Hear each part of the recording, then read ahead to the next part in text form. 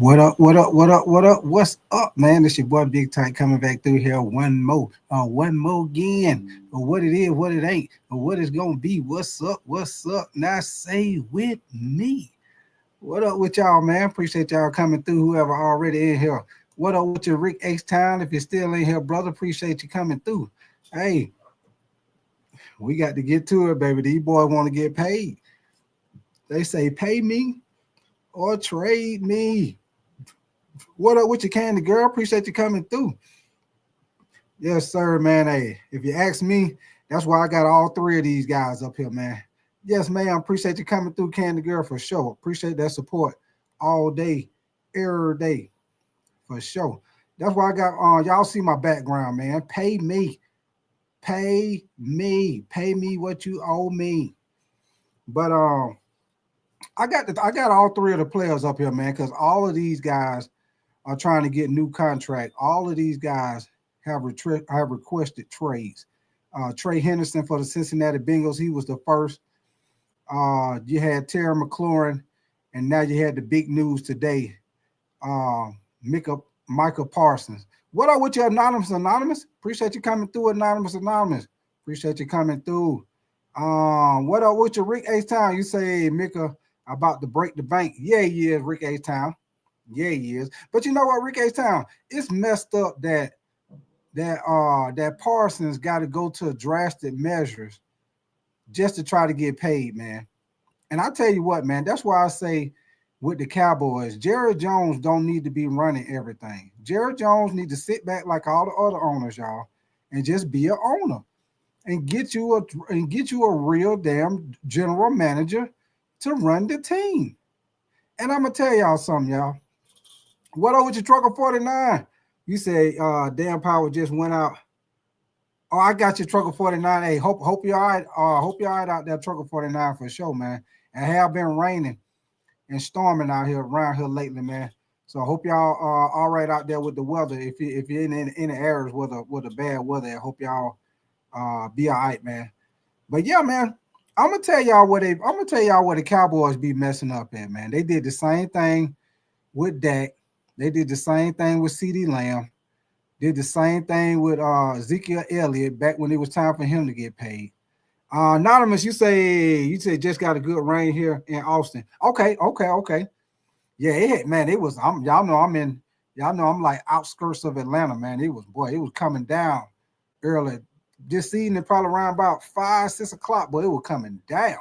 What up with you, Kenneth Fuller, man? Appreciate you coming through, brother. But yeah, man, I'm gonna tell you where the Cowboys be messing up at, man. Now, this is my opinion, man. They should have been paid, and I mean they should have been paid. Michael Parsons, they should have been paid him, y'all. If they would have already paid him, they wouldn't have to pay him so much money now. They should have paid him. They should have paid him like really, honestly, y'all, because this going into his fifth year. This going into his fifth year, so that's why he's trying to get paid because he going into his fifth year of his contract. This check this out, y'all. They should have paid the man in his fourth year. That way, they probably would have saved a couple of million, man. They probably would have saved a couple of million because he would have got paid before. He would have got paid before Miles Garrett. He would have got paid before T.J. Watt. He would have got paid before old boy from the Raiders. And you probably wouldn't even have to pay him that much. You wouldn't have to pay him as much as you got to pay him now. Because at that time, the price tag wasn't as high as it is now. Now that TJ Watt done got paid, I'm pretty sure I'm pretty sure Parsons want to get at least what TJ Watt got or a little bit more. Y'all know every time somebody set the bar, somebody else come right behind them and put it up a little bit higher. Y'all know how it go, man.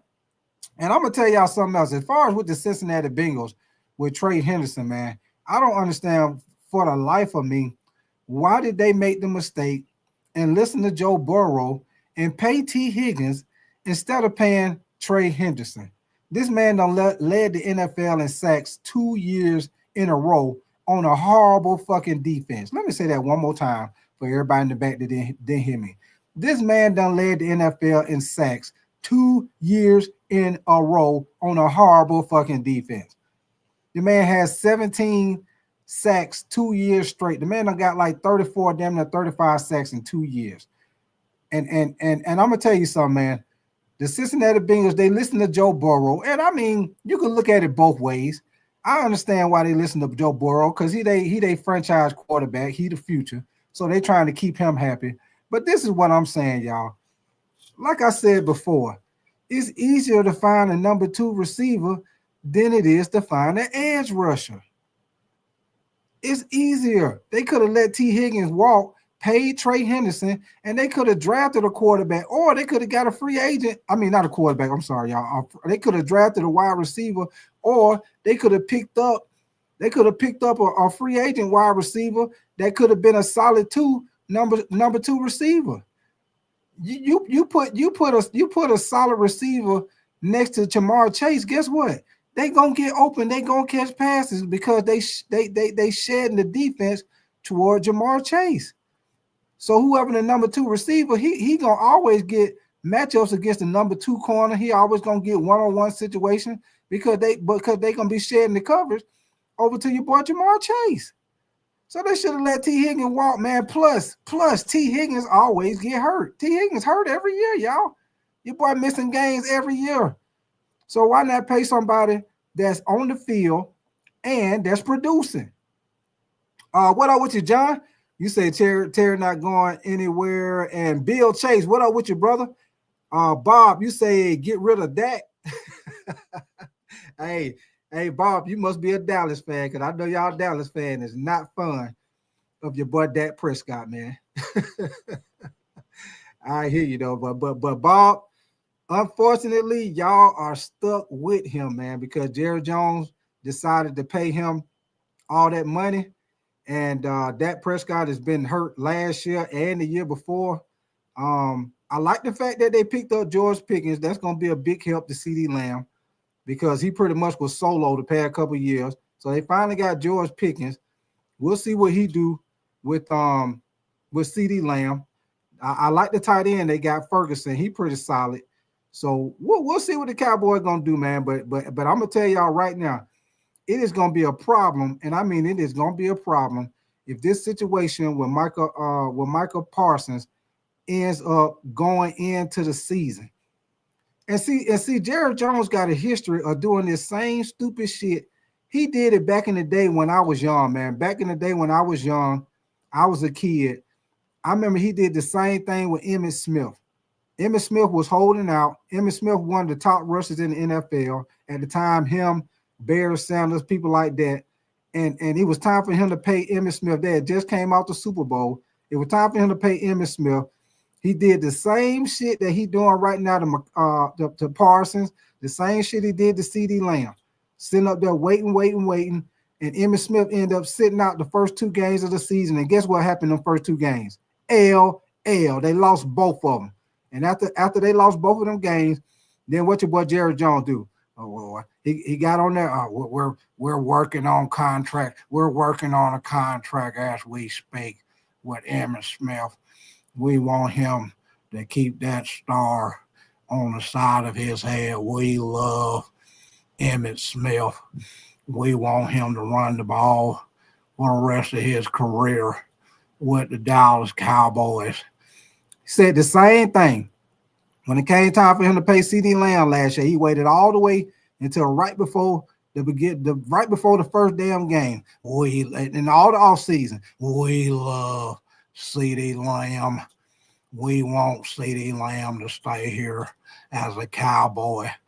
We're working on contracts as we speak. We should have it done any day now. Then goddamn the whole training camp went by. They still asking Jerry Jones. Jerry Jones, is y'all close to making a deal with CeeDee Lamb? We're really close. I mean, we're close.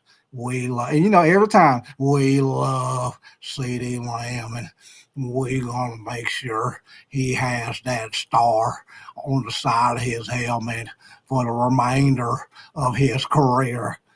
Jerry Jones full of shit, y'all. Pay the man what you owe. And you know it's messed up that Micah Parsons. Y'all know when he made the trade request, y'all know what they saying is he actually went into the office and gave them the trade papers. His goddamn, he went in there personally himself. Went in there personally himself and put in the trade request, y'all. Himself. What up with your H Gaming, man? Appreciate you coming through, brother. Yeah, he put it in his goddamn self. By my goddamn self. How that song go? By my goddamn self. By my goddamn self. Yeah, he went right on in there by himself and put it right on in.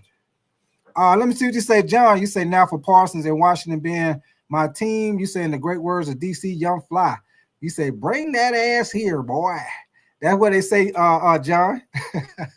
Yes, sir. You said exactly what we need to stop the Eagles offense. Yeah, man.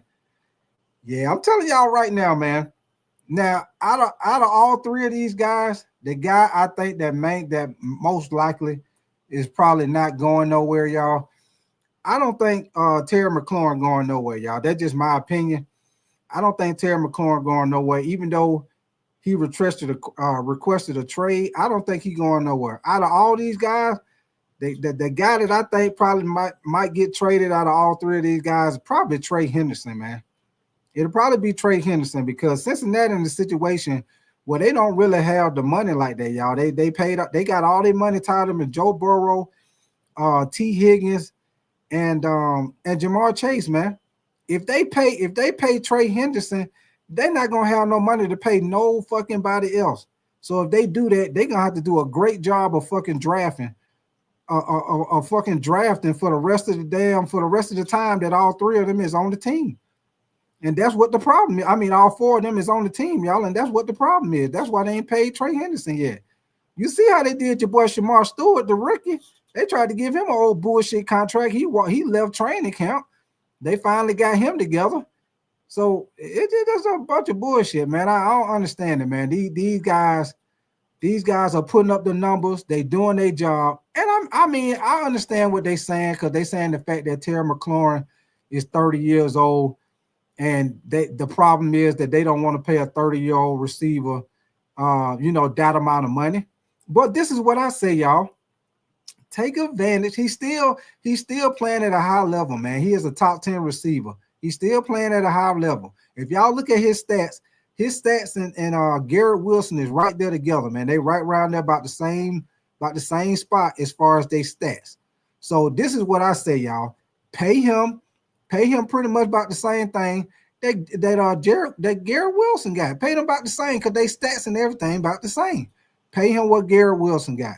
Now, by him being 30, what they can do, y'all, because Jaden Daniels is on his rookie contract. And y'all know a lot of teams, when they're on the rookie contract, what they try to do is they try to go on and pay guys and try to make a run while that rookie quarterback is on his rookie deal. So this is Jaden Daniels' second year on his contract. They still got 2 more years before they got to pay him. So this is what I say, y'all. Terry McLaurin is 30 years old. Give him a 3-year deal with an option on the 3rd year. That way, he got 2 of them years. He got 2 years on the contract with the 3rd year being an option. That's what I would do, y'all. That way, by the time it's time to pay Jaden Daniels, Terry McLaurin, you can go on and trade him or let him walk out the door on that 3rd year because it's an option. That's what I say do, man. But I say most definitely pay that man because the offense is not going to work without having that deep threat and the guy that can stretch the field like Terry McLaurin. I mean, I know you got Debo, but Debo, that's not his game. Debo is more of a gadget guy. He a guy, you put him in the backfield, you put him on jet sweeps, you throw it to him on screen, you get the ball to him in space. What up with your role master, man? What up with your West Philly Black, man? Appreciate y'all coming through. Appreciate y'all coming through for sure. West Philly Black, you said the Cowboys have been doing this since Emmitt Smith played Jerry Jones. Hey, West Philly Black. I just was talking. You know what, West Philly Black? I literally was just talking about the same situation when they didn't pay Emmitt Smith. And West Philly Black, guess what happened? And Micah Parsons might have to do it. Micah Parsons might have to do the same shit that Emmitt Smith did, West Philly Black. You know when Emmitt Smith sat out them first 2 games, I don't know if you remember West Philly Black, right after that Super Bowl, guess what the Cowboy did? First game, L. Second game, L. Guess what Jerry Jones did then? Guess what he did then? Came right on in that press conference. Yeah, we're going to make sure that we pay Emmitt Smith. We're working on contract situations right now as we speak. We're going to make sure Emmitt Smith is here for the rest of his entire career. Yeah, you're full of shit, Jerry Jones. He need to go sit down some goddamn well. Get him a recliner. Get on one of them yachts he got. Get out there with the old lady and go on and travel the world, which I know much money as he got. He probably done already did that, but do it again and get you a general manager and go sit your ass down somewhere. Because now look at the situation now. Now you got different guys. Now you got different guys on the Dallas Cowboys team. You got Diggs, the cornerback. You got CD Lamb. You got all type of different players on the team. Now they responding to the fact that Jerry Jones ain't paid Parsons yet. And see, you don't want that drama with your team, y'all. That is a fucking distraction. You don't need no distraction in training camp, man. Because guess what? Because guess what's gonna happen now, y'all? Now that Parsons done put that trade request in, guess what's gonna happen now? Y'all already see what's happening with the Commanders ever since Terry Mclaurin put his trade request in. Guess what they're gonna do? Every time when y'all see NFL Network or ESPN, every time one of them reporters or analysts is at their goddamn training camp, guess what they doing? They ain't doing nothing but asking everybody, how you feel? How you feel about the situation with Parsons getting paid? That's all they asking. How you feel about Parsons getting paid? Do you think they're gonna trade him? That's a fucking distraction, man. Instead of them asking them how training camp going, how the training camp battle's going, you know what I'm saying? You're feeling good for the season. Instead of them looking toward the season, now they got to answer all these goddamn questions about these fucking trade requests. That's a fucking distraction, man. You don't need that with your team. So I blame that on Jerry Jones. I blame that on the Commanders, general manager, whoever handling the contracts. I blame them, and especially with the Cincinnati Bengals, they full of shit. They know goddamn well they should have paid Trey Henderson instead of paying fucking T. Higgins. That is, hey, what your mama say when you're a little kid? That is a goddamn no. No. Put your hand out so I can pop your goddamn hand. No. Goddamn it. No. Now get your ass over there. Now, what your mom used to say when she pop your hand? Now get your ass over there and sit down some goddamn well. All in here in grown folks' mouth. Get your ass over there and sit down some goddamn well. And close that goddamn window. Letting all my goddamn air conditioning out. And close that goddamn refrigerator. Making my light bill sky high. And turn that damn TV off. Don't be leaving that TV on all night. Making my damn light bill sky high.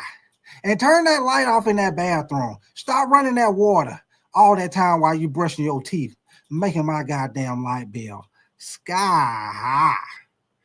Hey, God damn, we can't do nothing around here. I'm ready to go home. What up with you, Richard Rich? You say where can or should Micah go to? What up with you, Kenneth Fuller? Is that Tanya Bailey? What up with you, Tanya Bailey? Appreciate you coming through. Roadmaster, you say I got to catch up to Big Tight on that do it fluid. Hey, Roadmaster. What the old folks say? Pull your own troubles, Roadmaster. Pull your own troubles, baby. Hey, catch up, baby. Stop babysitting, Roadmaster. Stop babysitting. Catch up, baby. Pull your own troubles. Pull your own goddamn troubles, baby. But Richard Rich, if you ask me, I'm a Carolina Panther fan. Bring his ass over to the Carolina Panthers. We need us a legit edge rusher all day, every day. We need us a legit edge rusher. Bring his ass over to Carolina. We most definitely we'll welcome him. What that old rock song say? With open arms. We'll welcome his ass with open arms. Matter of fact, we'll have a parade for his ass. Yeah, we'll have a parade for his ass right there in front of Carolina Panther Stadium. We'll have a parade for his ass. Had a marching band out there, have everybody out there. See, we bringing everybody out there. We're gonna have Jerry Spring out there. We're gonna have every goddamn out there. Yes, sir. We're gonna have the baby out there doing a live concert, all kind of shit. Yeah, bring his ass to Charlotte. They'll take him. But I tell you what, Richard Rich, I say Carolinas need an edge rusher. Believe it or not, I hate to say it because they in the division. The Falcons need an edge rusher. The Chargers. The Chargers need an edge rusher. Um, Kenneth Fuller. Hey, it be on and popping, Kenneth Fuller. On and goddamn popping, baby. Bring his ass on and bring his ass on over there and let him hit that keep pounding drum. Yeah, matter of fact, Kenneth Fuller, we're gonna let him beat the drum the first game. Let him get that big old helmet and beat that drum the first game. It be on and popping, baby. On and goddamn popping. Hey, Kenneth Fuller, everybody around, every Carolina Panther fan you know, gonna have on that goddamn Parsons jersey. Believe that. Bring his ass on to Carolina. Hey, we'll make sure he get paid. We'll make sure he get paid for sure. But that's just my opinion, man. Like I say, Carolina need a legit edge rusher. The Falcons need one. The Chargers, they lost Joey Bosa. The Chargers could use one. Let me see. I'm trying to think of who else need an edge. Who else could use an edge rusher? Detroit could use another edge rusher to go with Hutchinson. The Packers could use an edge rusher. The Bears could use another edge rusher to go with Sweat. So it's a couple of places that he could go. Sports Incoming, what up with you, man? You say, is this real or is this rumors? Now, Sports Incoming, it is a fact, baby. It is a fact that Micah Parsons has requested a trade. Terry Mclaurin has requested a trade, and Trey Henderson for the Cincinnati Bengals. He been requested a trade. He requested a trade before training camp started. What up with you, Chauncey? Appreciate you coming through, Chauncey. Richard Rich, you say Falcons would be nice. Kenneth, you say yes, sir. And it's Rizzy. You say Genty, Rookie of the Year. Hey, you know what? It's Rizzy. I hope I said your name right. If I didn't, I apologize, man.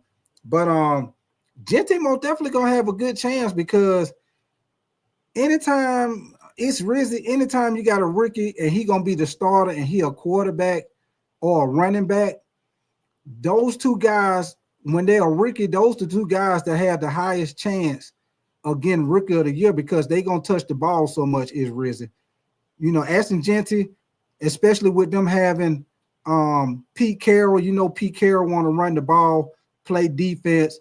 You know, Geno Smith will probably do some play action stuff.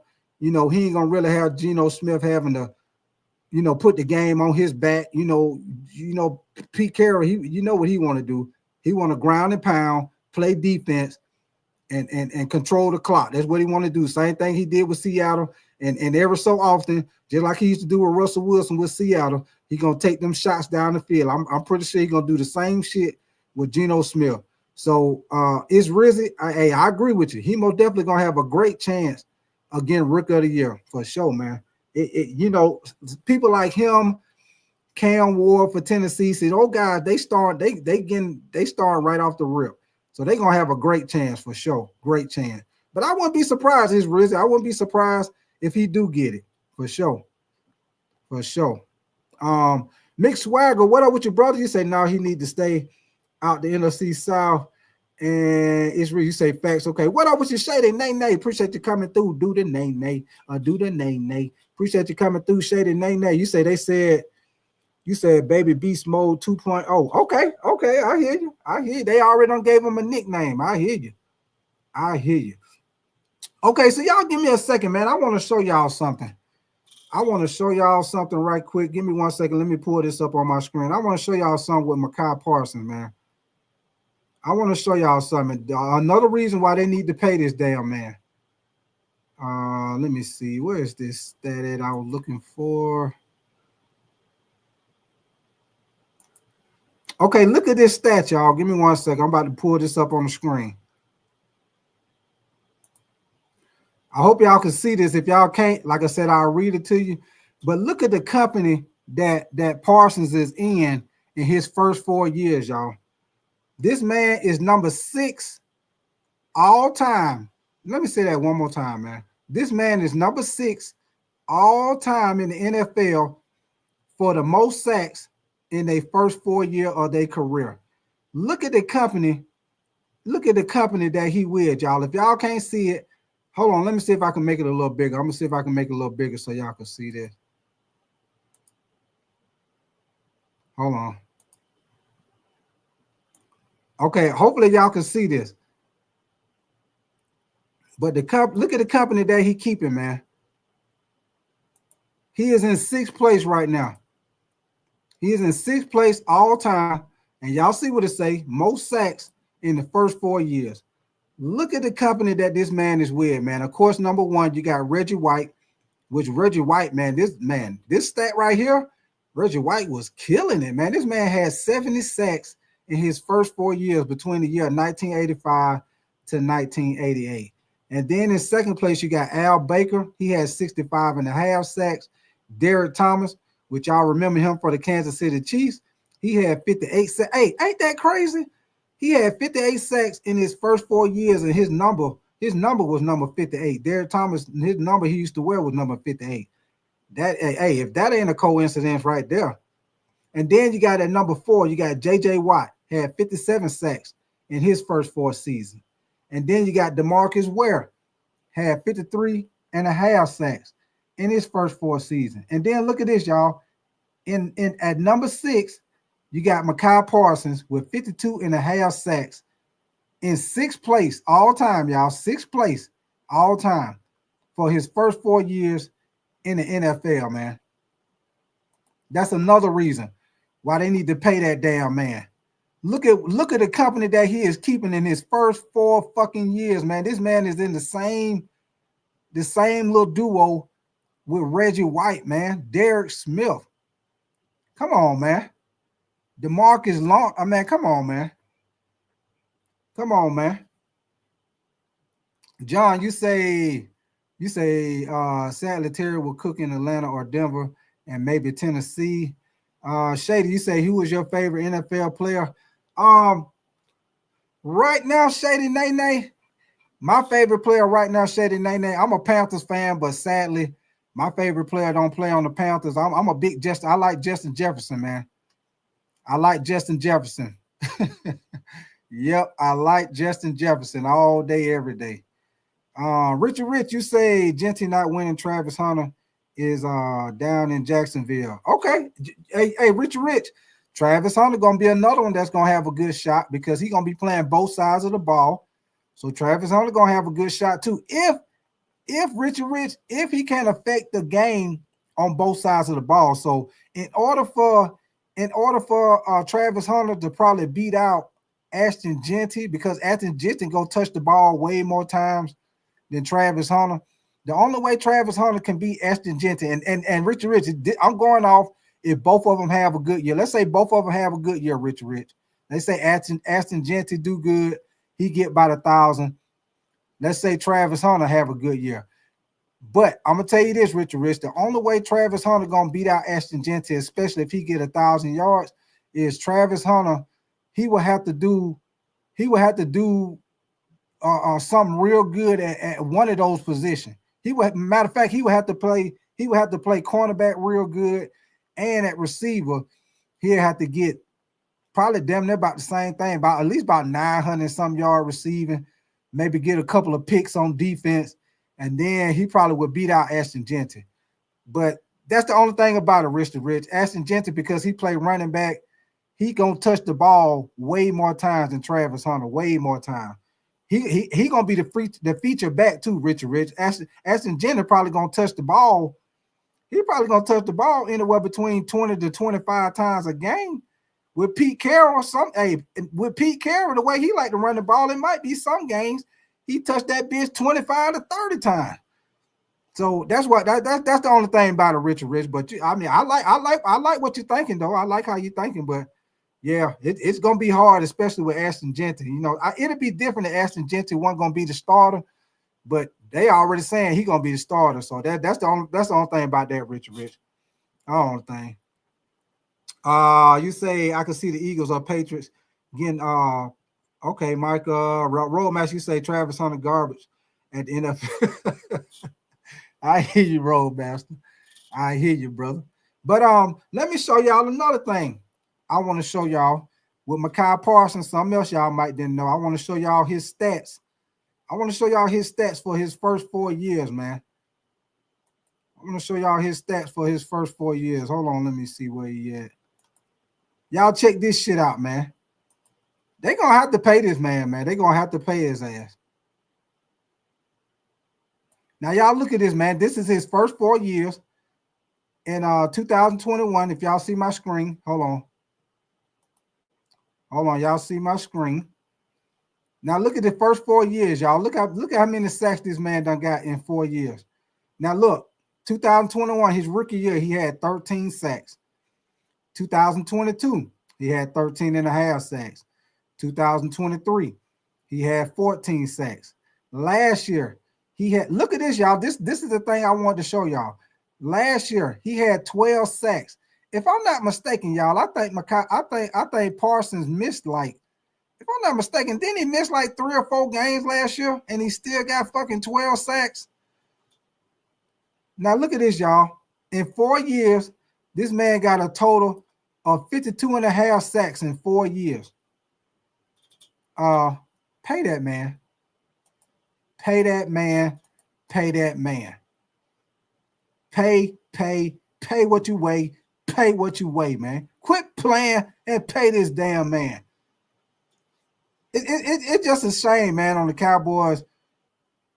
On the Cowboys, what you want to call that, franchise or team or whatever, man. And see, this is the thing about it, man. You know, they say Cowboys is the America's team, but they got to treat their players right, man. They got to treat their players right. Geronimo, is that Gilly? Is that Geronimo? What up with you, man? You said there's only one nation. You say Raiders Nation. I hear you, brother. Pickens, what up with your Pickens? You say send the dude to the Steelers, Texans fans. I hear you, Pickens. Appreciate you coming through, Pickens. But yeah, man. So Jerry Jones just doing a bad job right now, man. Like I say, I think Jerry Jones need to either retire or he need to take a step back, man. Get him a real general manager and sit your ass down somewhere, man, and pay this damn man. Like I said, this is a distraction during training camp, man. This is a distraction. The shit with Terry Mclaurin, that's a distraction, man. That's a distraction because now they got to answer questions until these guys either get traded or until they get paid. That's all the reporters. That's all the team.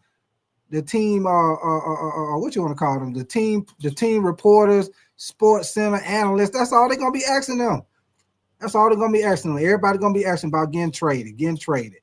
We're trying to get ready for training camp, man. We're trying to get ready for the season. Ain't nobody want to keep asking about no goddamn trade. That's a fucking distraction, man. So hopefully they can get that. Hopefully they can get this situation took care of real soon, man. But like I said, out of both of these guys, I think Terry McLaurin. I don't think the Commanders gonna trade him. I think they're gonna end up paying him. If they don't pay Terry McLaurin and they trade him, y'all, I'm telling y'all right now, ain't no way in the hell they're gonna have a chance to beat the Eagles in that division without Terry McLaurin on their fucking team. I know they got Debo, but they need Terry McLaurin, man. Terry McLaurin is the guy that stretched the field. He stretched the field.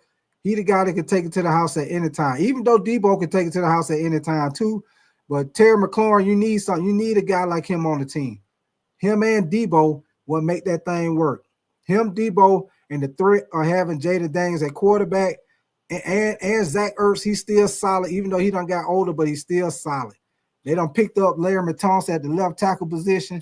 They should have a solid offensive line. They got Javon Kinlaw on the defensive line. Their defense should be better.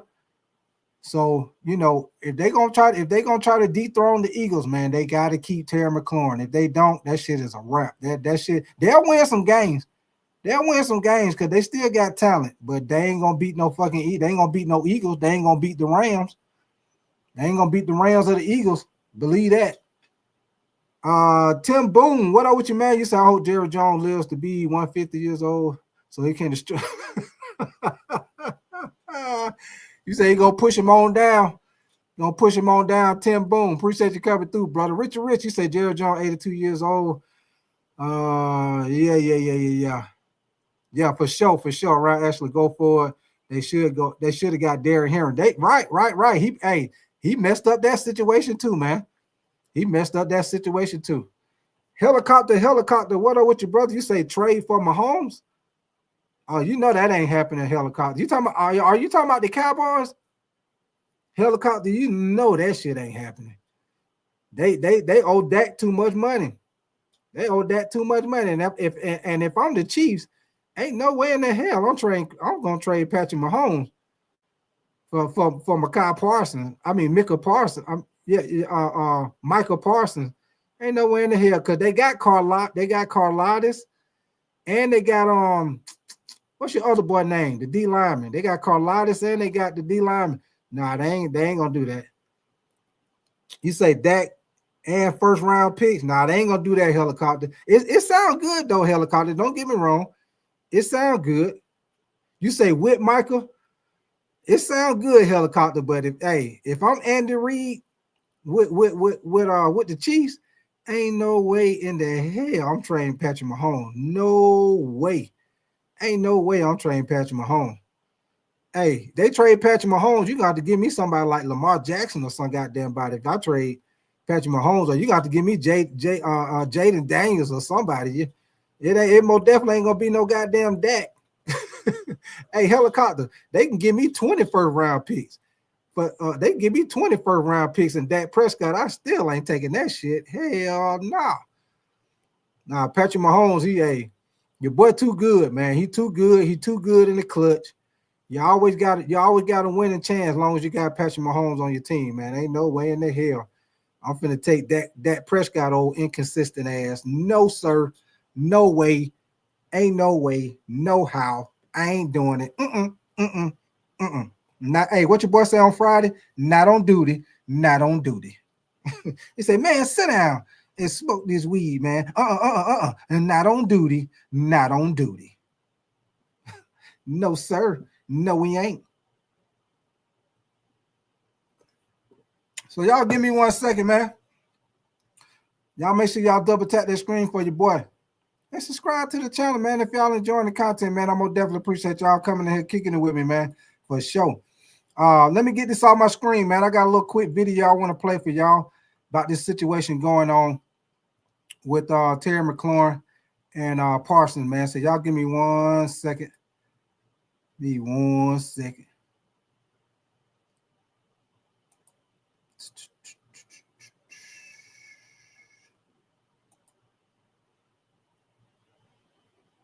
Give me 1 second. Okay, here we go, y'all.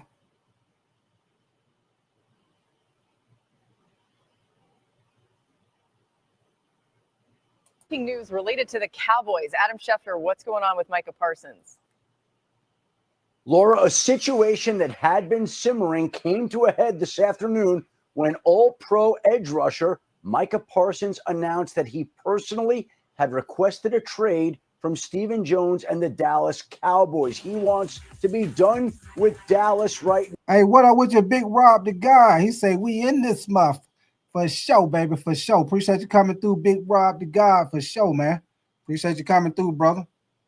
Now, and he laid out factually in his mind a slew of factors as to why he no longer wants to be with the team that he and his father grew up rooting for. And at its root, essentially, is a failed contract negotiation in which he feels like the Dallas Cowboys got him in a room to talk about leadership, wound up in a negotiation. The Cowboys felt like they had a deal. Micah Parsons did not. He had his agent call there. His agent obviously said there's no deal, and there's been no contact in recent months about a contract at a time where we've seen Max Crosby get paid. We've seen Myles Garrett get paid. We've seen TJ Watt get paid, and we have not seen Micah Parsons get paid. Not only have we not seen him get paid, we haven't seen or heard about any conversations between the two sides. And we said this all week long, but essentially the sides right now have been further apart today in early August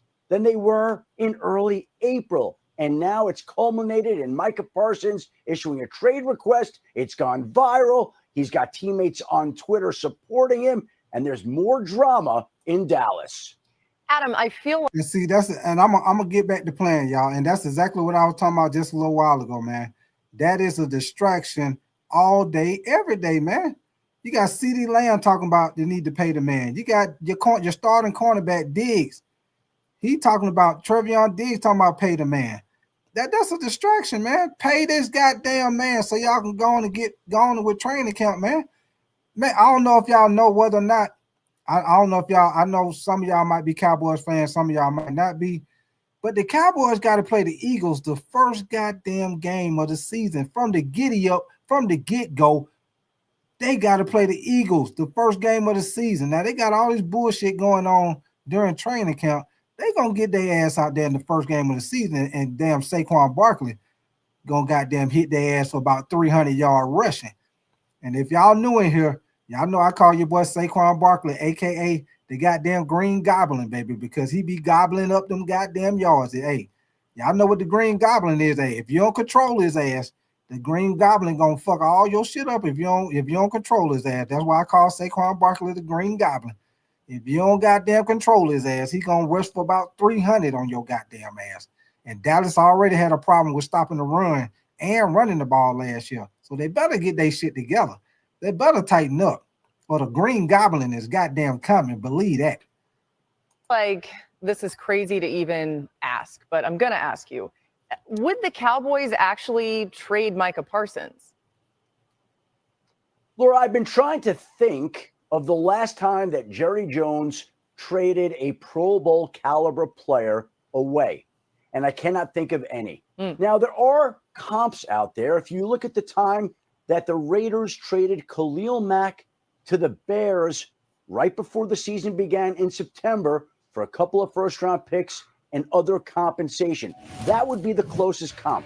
But Jerry Jones wants to win now. He's not looking to win in the future. He's not looking for future draft picks, and his history suggests that he won't be willing to make a trade here. Now, again, we have yet to hear from the Dallas Cowboys on how they feel about this particular situation. But we've now seen all three disgruntled contractual players, Micah Parsons, Terry McLaurin, and Trey Hendrickson, request a trade at some point either this offseason or this summer.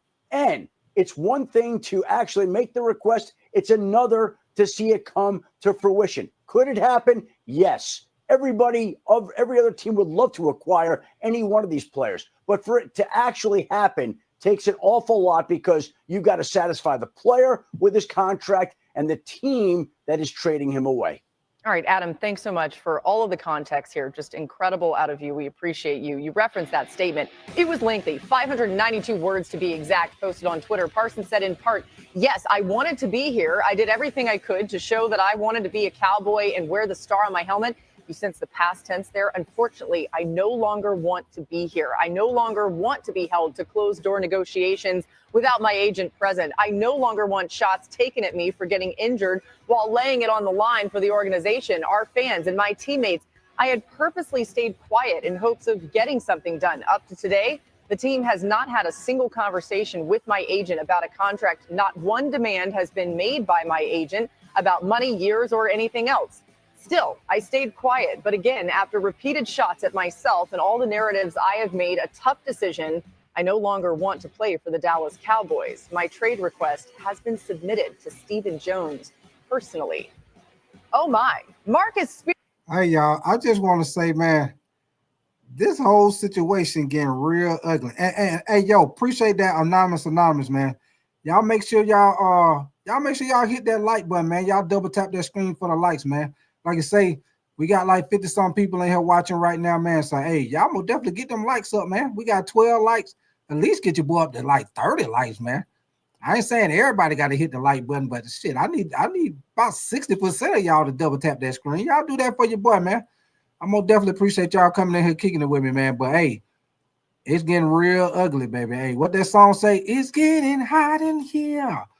It's getting hot in there with the Cowboy, man. Look at your boy Swagoo. Your boy Swagoo look like he just got a bad hand at the poker game. Look like he's sitting at the poker table and he just pushed all in and just lost like hell. Your boy thought he had some with a pair of aces, but that flop came out and somebody else hit a full house with them pair of aces that he had. He just lost all his goddamn. Look at your boy. He just lost all his goddamn money on that goddamn poker table.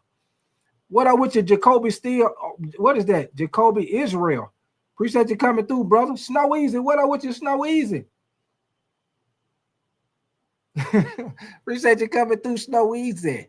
But yeah, look at your boy Swagoo, boy. Your boy Swagoo looking depressed over here, boy. He looking real depressed, baby. Real depressed. Yeah, do Snow Easy.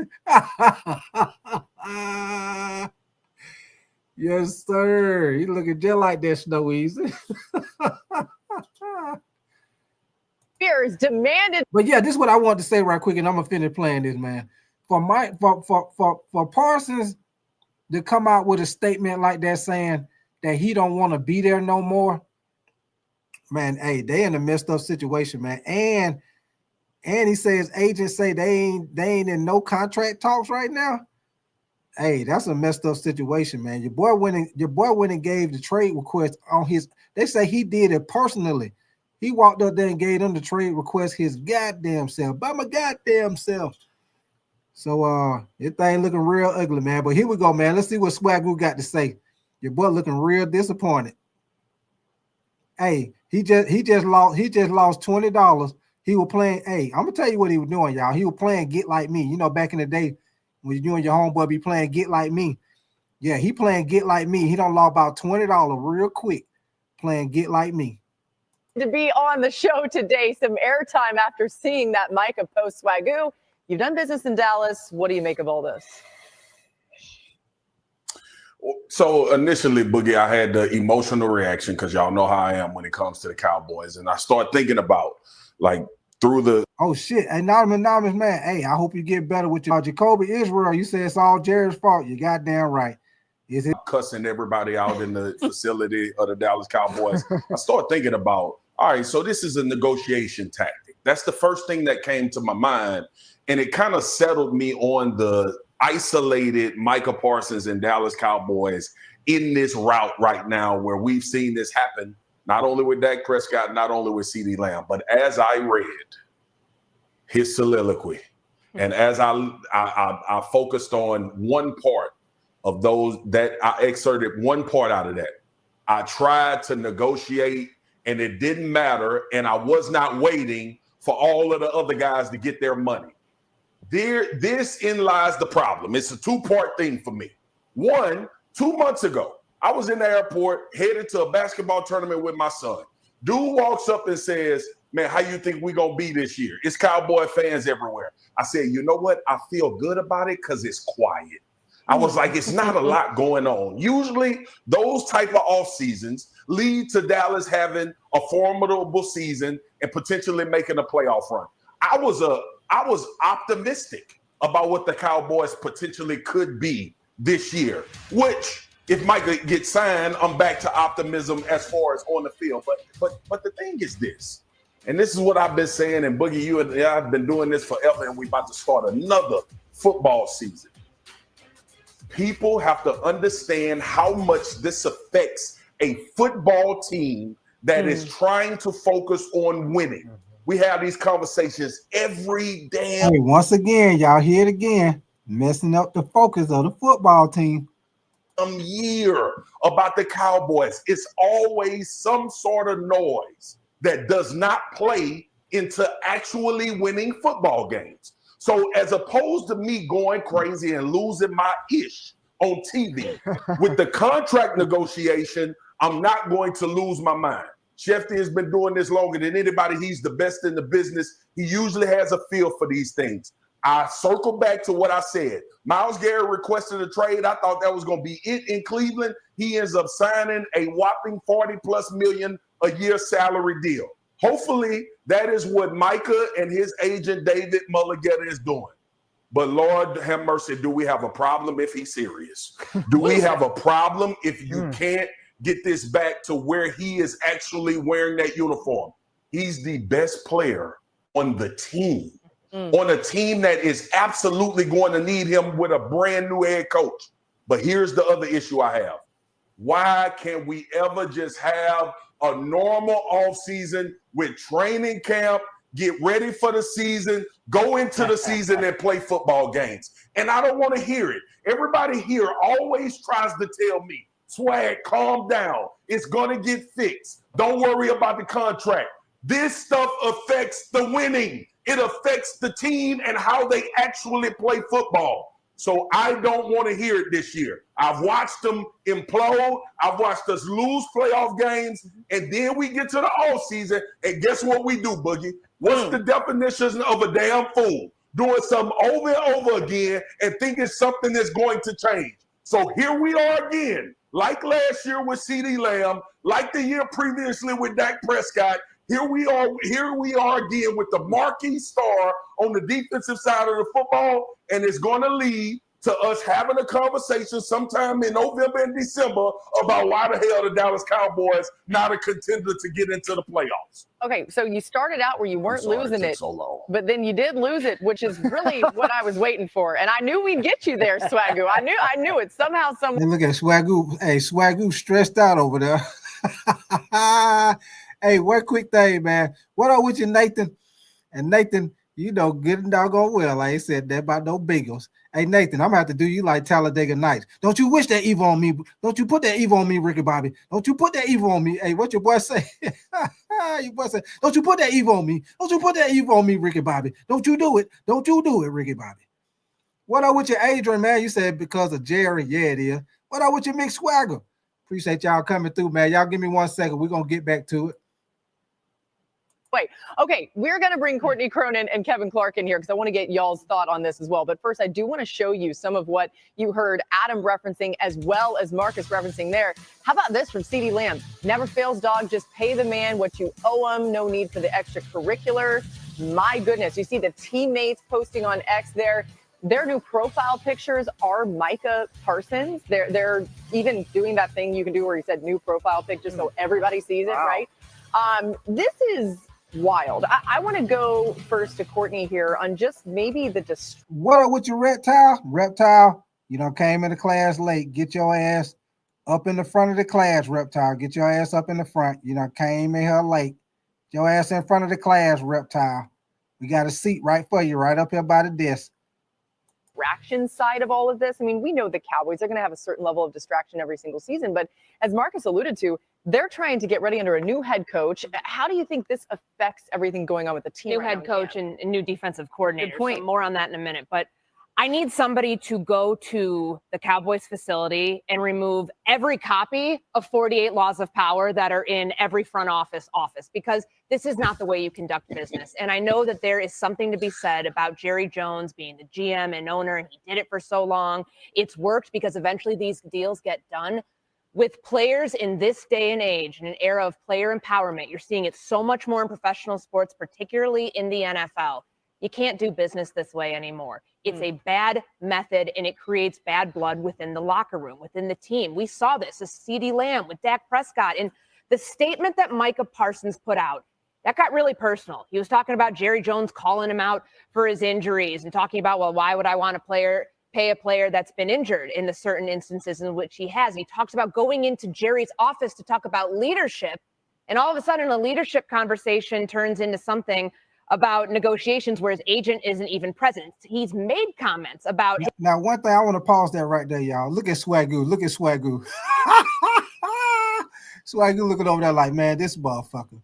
But yeah, that's messed up, man. They tried to blindside your boy Parsons, man. He went up there to talk to the man about leadership, but they tried to hit him with a contract without his agent being there, man.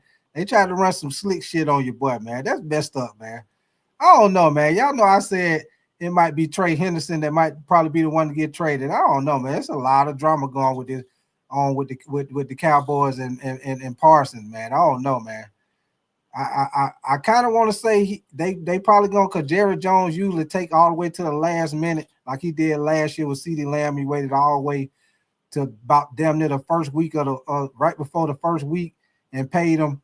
I don't know if he's doing the same thing with Parsons or if they gonna trade him, man. But I say if you're gonna pay the man, pay him. If you ain't, then go on and trade him, get you some picks and move on, man. But here we go, y'all.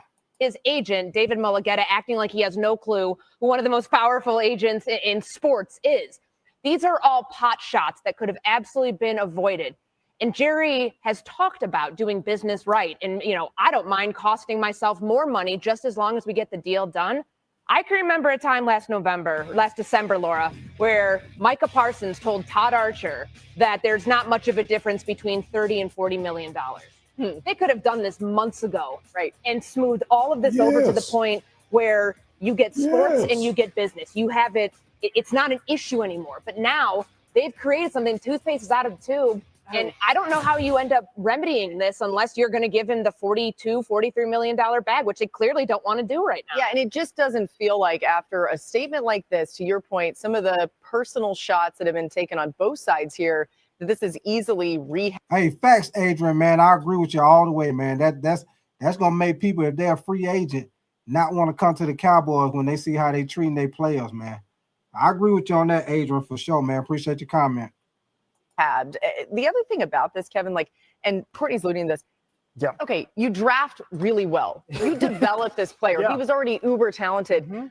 Pay him early. Get it done. Why does this happen with the Cowboys? Why does this happen with the Cowboys? That is a great question, Laura. When I think about the Eagles in that division, they have the best roster in football right now. Howie Roseman said it a couple weeks ago. They do three things. They draft, they develop, they sign. They do all of those things as quickly as they can, and that's the reason they're able to maximize their roster. That's the reason that they have four guys who are being paid as top-tier players who are making as much as the top two players on the Cowboys, because the Cowboys do not maximize their salary cap, okay? That is the way Jerry Jones does business. People say, oh, he's always done this. That's worse, right? That makes it worse. And people say, okay, well, there's an element of professional wrestling. Well, sometimes professional wrestlers get hurt. Y'all look at this right here, man. I want to pause this right quick. Look at this, man.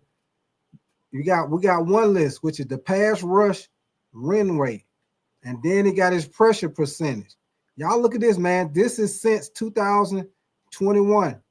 This is since 2021 with a minimum of 200 pass rushes.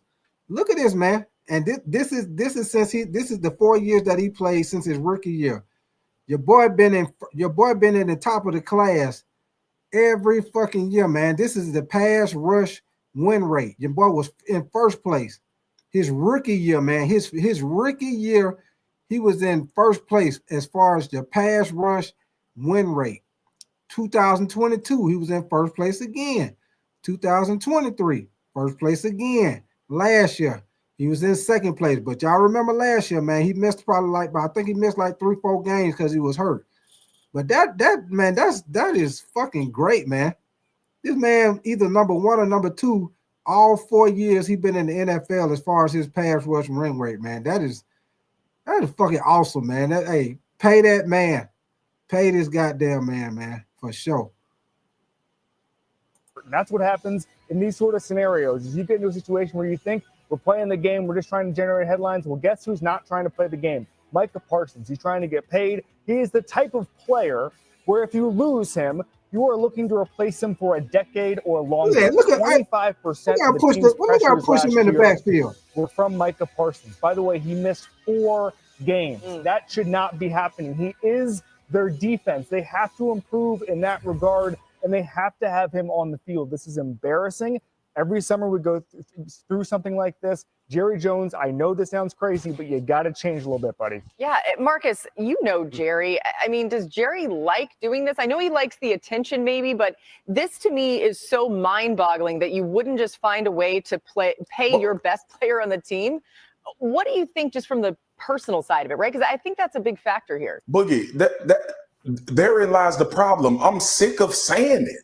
This is Jerry. This is what he does. This is who he is. We get on this damn TV and we make excuses for dumb decision making, and we've been doing it year after year after year.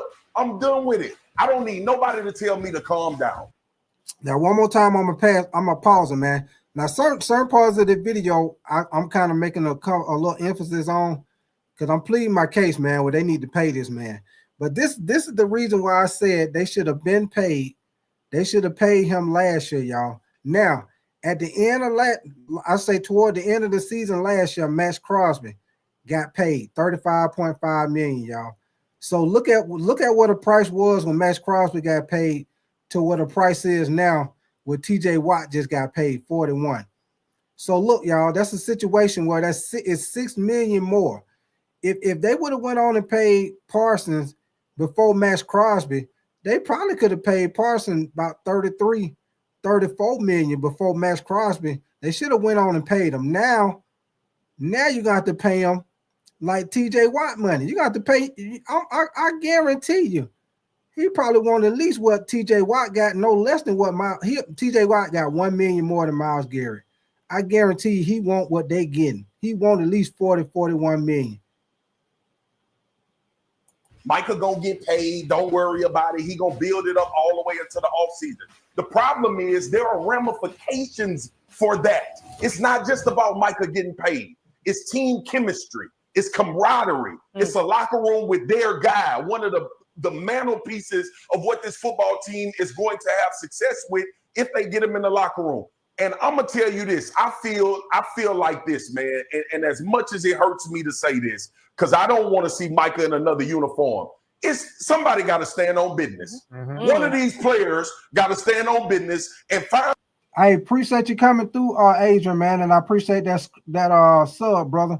Hey, anybody that's new in here, man, Jacob, Israel, Adrian, a couple of other y'all in here, man. Like I tell everybody, man, we do the NFL, we do college football, and we do NBA college basketball, man. We do a little bit of everything, man. So y'all like to talk a little bit about all sports, we most definitely gonna do that, and y'all know we gonna laugh and have a good time in that process.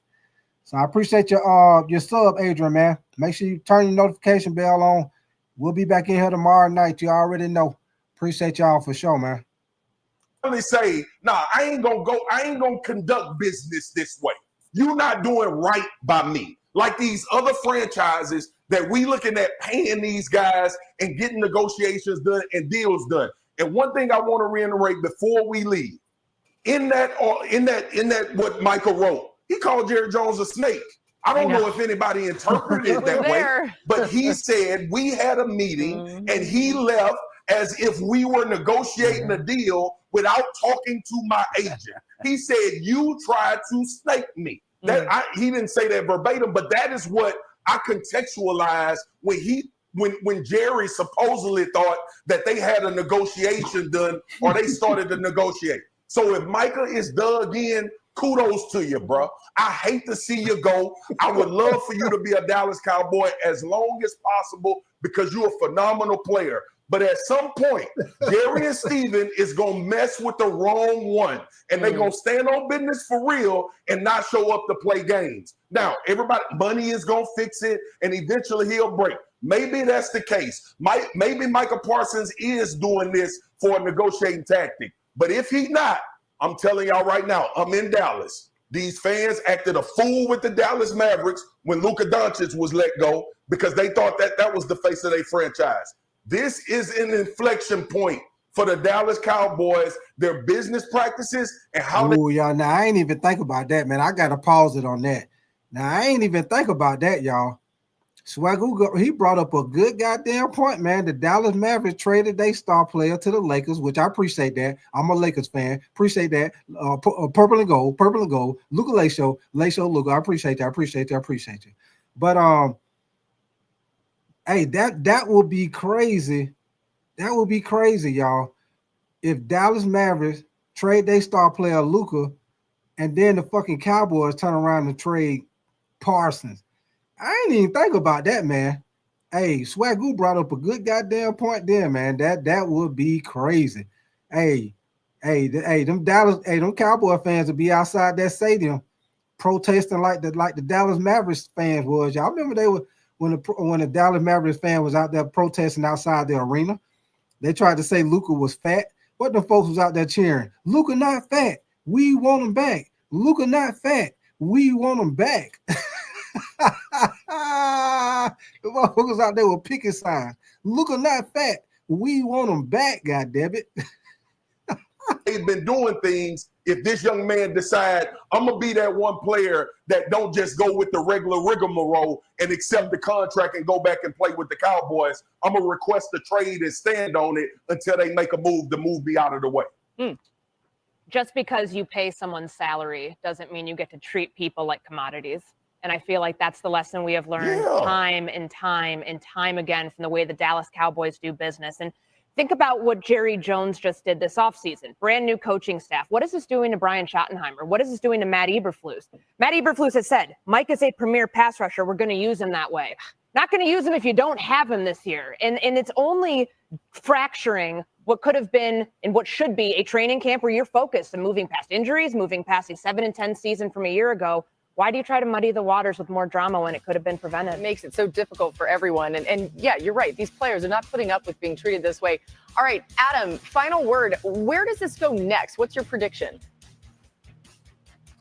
Well, let me just say that, again, we've seen the Cowboys do this, Laura. They did it with the face of their franchise, the quarterback, Dak Prescott. They franchise tagged him twice. He was the Walter Payton Man of the Year nominee and winner. They made him wait. So if they do it for the quarterback, of course, they could do it for the great young defensive player. But right now, we've got a number of outstanding trade requests. And as tantalizing as it is for everybody to talk about, this has been what Jerry Jones has enjoyed in previous off seasons. He doesn't mind waiting. He doesn't mind the drama. He doesn't mind the headlines. Hey, y'all, let me see. What's your name? Sports Hot Takes with Whoppers. Hey, them Whoppers be good as hell, Sport Hot Takes. But, hey, man, you know what? I mean, you make a good offer, but I doubt if they would trade him in the division to the Eagles. I mean, that is a good goddamn offer, though, but I doubt if they'll trade him in division, though. That's just my opinion. You know, it is what it is. But I appreciate you coming through, brother. Doesn't mind that ultimately it costs him more money in the end. Mm-hmm. Ultimately, in the end, he gets it done.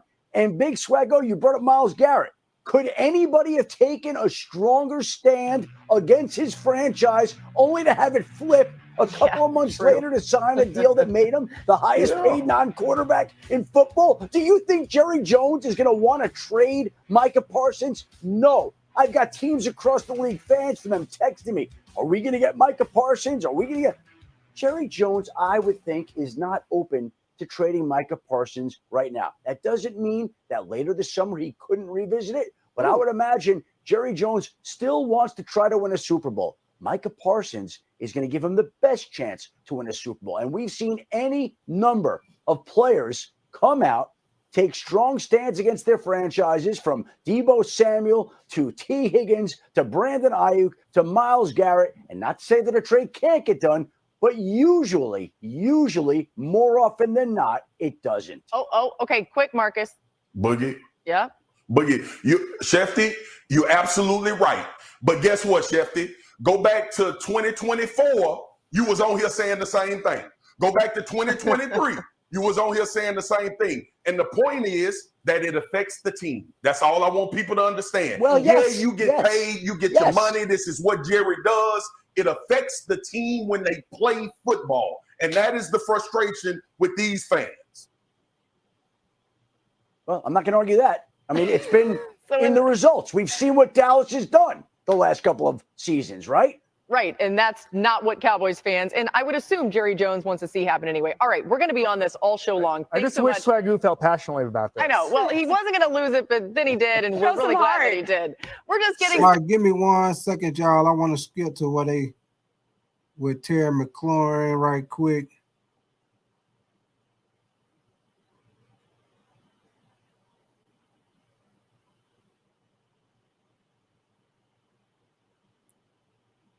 Give me 1 second, y'all. Y'all make sure y'all double tap that screen for me, man. Subscribe to the channel if y'all enjoying the content, man. I just want to skip through this right quick to the part with Terry Mclaurin right quick.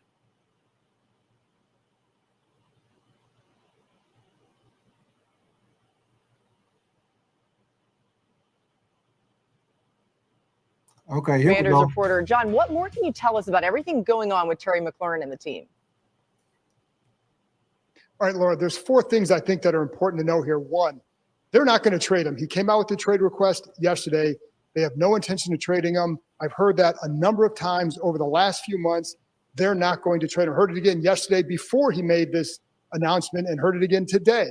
They're not going to trade him. They feel like they can contend for the Super Bowl. Losing Terry McLaurin does not help that quest. They view this as another bargaining chip for Terry McLaurin's side. A couple weeks ago, he expressed frustration at a press conference. Then he held out. Then he held in. All along, no movement. So this is the latest development. Number 2 is age. That's always been the sticking point for the Commanders. McLaurin turns 30 next month. When the extension would start, he'd be 31. They don't want to pay a 31, 32, 33-year-old a big receiver big money. They're a heavily analytics-based group. The analytics show that receivers start to decline. McLaurin, of course, would counter and say, this is only his 7th year in the NFL. He doesn't have the same wear and tear on his legs as others at his age. The third thing is DK Metcalf's deal. That's the sticking point for McLaurin. Metcalf received a $32.5 million per year deal from the Steelers. McLaurin and Metcalf, same draft class, similar production. The Commanders would counter saying that Metcalf is 2 years younger. And finally, there's precedent. The Commanders don't want to pay what they would view as an above-market deal for an older receiver. Keep in mind, next year, a couple guys will be up for contract extensions. Larry Tunsil, Frankie Louvu, possibly Marshawn Lattimore, possibly Deebo Samuel. That's why this has been a sticking point along. It's why it has taken this long and could take several more weeks to figure out. John, it's really interesting context. Thank you so much for providing it. And Adam, I feel like a lot of people are just saying, pay Terry McLaurin. You can't operate this offense without him. Jaden Daniels needs him. But what more can you add about why this is more complicated than that? Well, John hit on the value, and it's all about that, where Terry McLaurin believes that he has outperformed DK Metcalf, who was in his draft class, and teams always pay a premium for when they trade for a player like the Pittsburgh Steelers did, but DK Metcalf got an average of $33 million per year. The Washington Commanders believe that they really want to keep Terry McLaurin, but they have a different idea of his value. They look at other deals. Mike Evans, $24 million. Cortland Sutton, $24 million. They look at some of those deals and say, well, that's comparable in some ways too. And so there is the rub, because Terry McLaurin's been so good for so long on and off the field. He's been a model for that organization. The prices of wide receiver have risen over the last year, and that's why he believes he's worth at least what DK Metcalf has gotten from Washington. And right now, the two sides remain in a stalemate. But I will say this, Laura, it's August 1st. We have Terry McLaurin issuing a trade request from the Washington Commanders. We have Micah Parsons issuing a trade request from the Dallas Cowboys. We have Trey Hendrickson disgruntled in Cincinnati, ending his holdout this week, but still not practicing. The season hasn't begun. We've just gotten to August. The NFL produces drama in ways that very, very few sports and people. On what the Super Bowl champs are up to. We're going to go live to Philly. All right, man. So that's the little video I want to show y'all, man, what's going on with Micah Parsons and your boy Scary Terry McLaurin, man. Y'all give me 1 second. Let me get this off my screen. But yeah, man, that's why I'm saying with this situation with on your boy Scary Terry, man. And who was that said that Richard Rich? I agree with you on your comment, Richard Rich. That's why I say Richard Rich. I say because you got Jaden Daniels on his rookie contract. This is his second year. So, you know, you got 2 more years after this year. So this is what I say, Richard Rich, because he is 30. This is what I say, Richard Rich. Give him a 3-year contract with the option on that 3rd year. That way, on that 3rd year, that'll probably be the year. That'll probably be Jaden McDaniels' 4th year when they begin ready to pay him. And then with him having that option, it'll probably be easier for you to trade him, or he can retire or whatever. But that's what I say. Give him like a 3-year with an option on that 3rd year. That way, he got 2 years, and then after that 2nd year, you can trade him or you can move. It'll be easier for you to move him. That's what I say, Richard Rich. So I agree with you on no more than 3 years. I just say on that 3rd year, make that shit an option. That's what I say. For sure. And you say about 29, 30 million. I agree with you on that too. I agree with you on the money too. I agree with you about the same thing. Yeah. Sports Hot Takes. You say as an Eagles fan, you say I hope she want more, but you're right. And you also say, okay. You said it 2 times. Okay. Yeah, I know you do, man. With it being in your division, because you know, Sports Hot Take, you know, Scary Terry, he's solid, man. He's solid, man. And let me show y'all something, man. I'm going to show y'all on Scary Terry, man. Let me show y'all about this man's stats. Your man most definitely, he done played 6 years, man. 5 of his 6 years, he done had over 1,000 yards. Give me 1 second. Yeah, for sure. Sports, I'll tell you, he most definitely is a top 10 receiver. For sure. All right, man. Now, y'all look at this, man. I want to show y'all this because this is for his career, y'all. He done played 6 years. Hold on, let me narrow this down some. Okay, y'all, he done played 6 years, which the only year that he didn't get 1,000 yards was 2019. And he got close to it. He still got close to getting it in 2019. In 2019, he had 919 yards his rookie season. 2020, he had over 1,000, 1,118. 2021, he got over 1,000. 2022, he had 1,191. 2023, he had 1,002 yards. And then this past season with Jaden Daniels, he had 1,096 yards and 13 touchdowns. And he averaged 13.4 yards a catch. Look at the average. Look at the average. The average he averages a catch. 24, 13.4. 2023, he averaged 12.7 yards a catch. 2022, he averaged 15.5 yards a catch. 2021, he averaged 13.7 yards a catch. 2020, 12.9. And look at his rookie year, man. His rookie year, he was gashing their ass his rookie year. He was averaging 15.8 yards his rookie year. So, and think about it, y'all. The Commanders ain't had no consistent quarterback, man.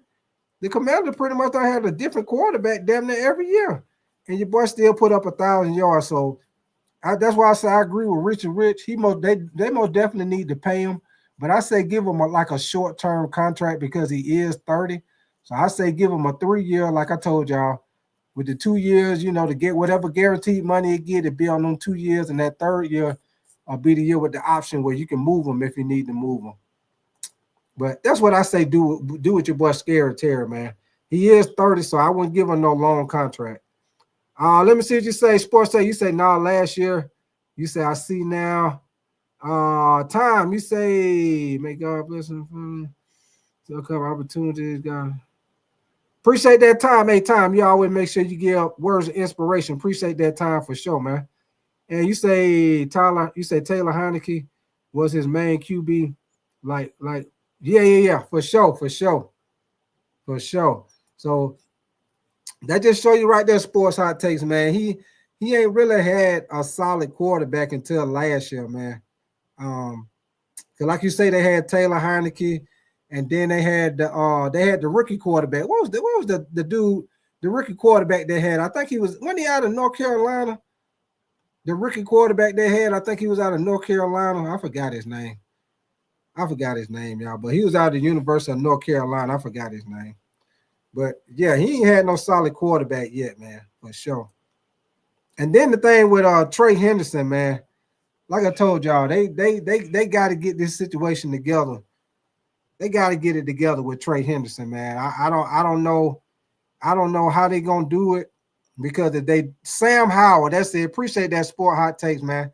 That's it, Sam Howell, yeah. And Sam Howell, he didn't do that bad.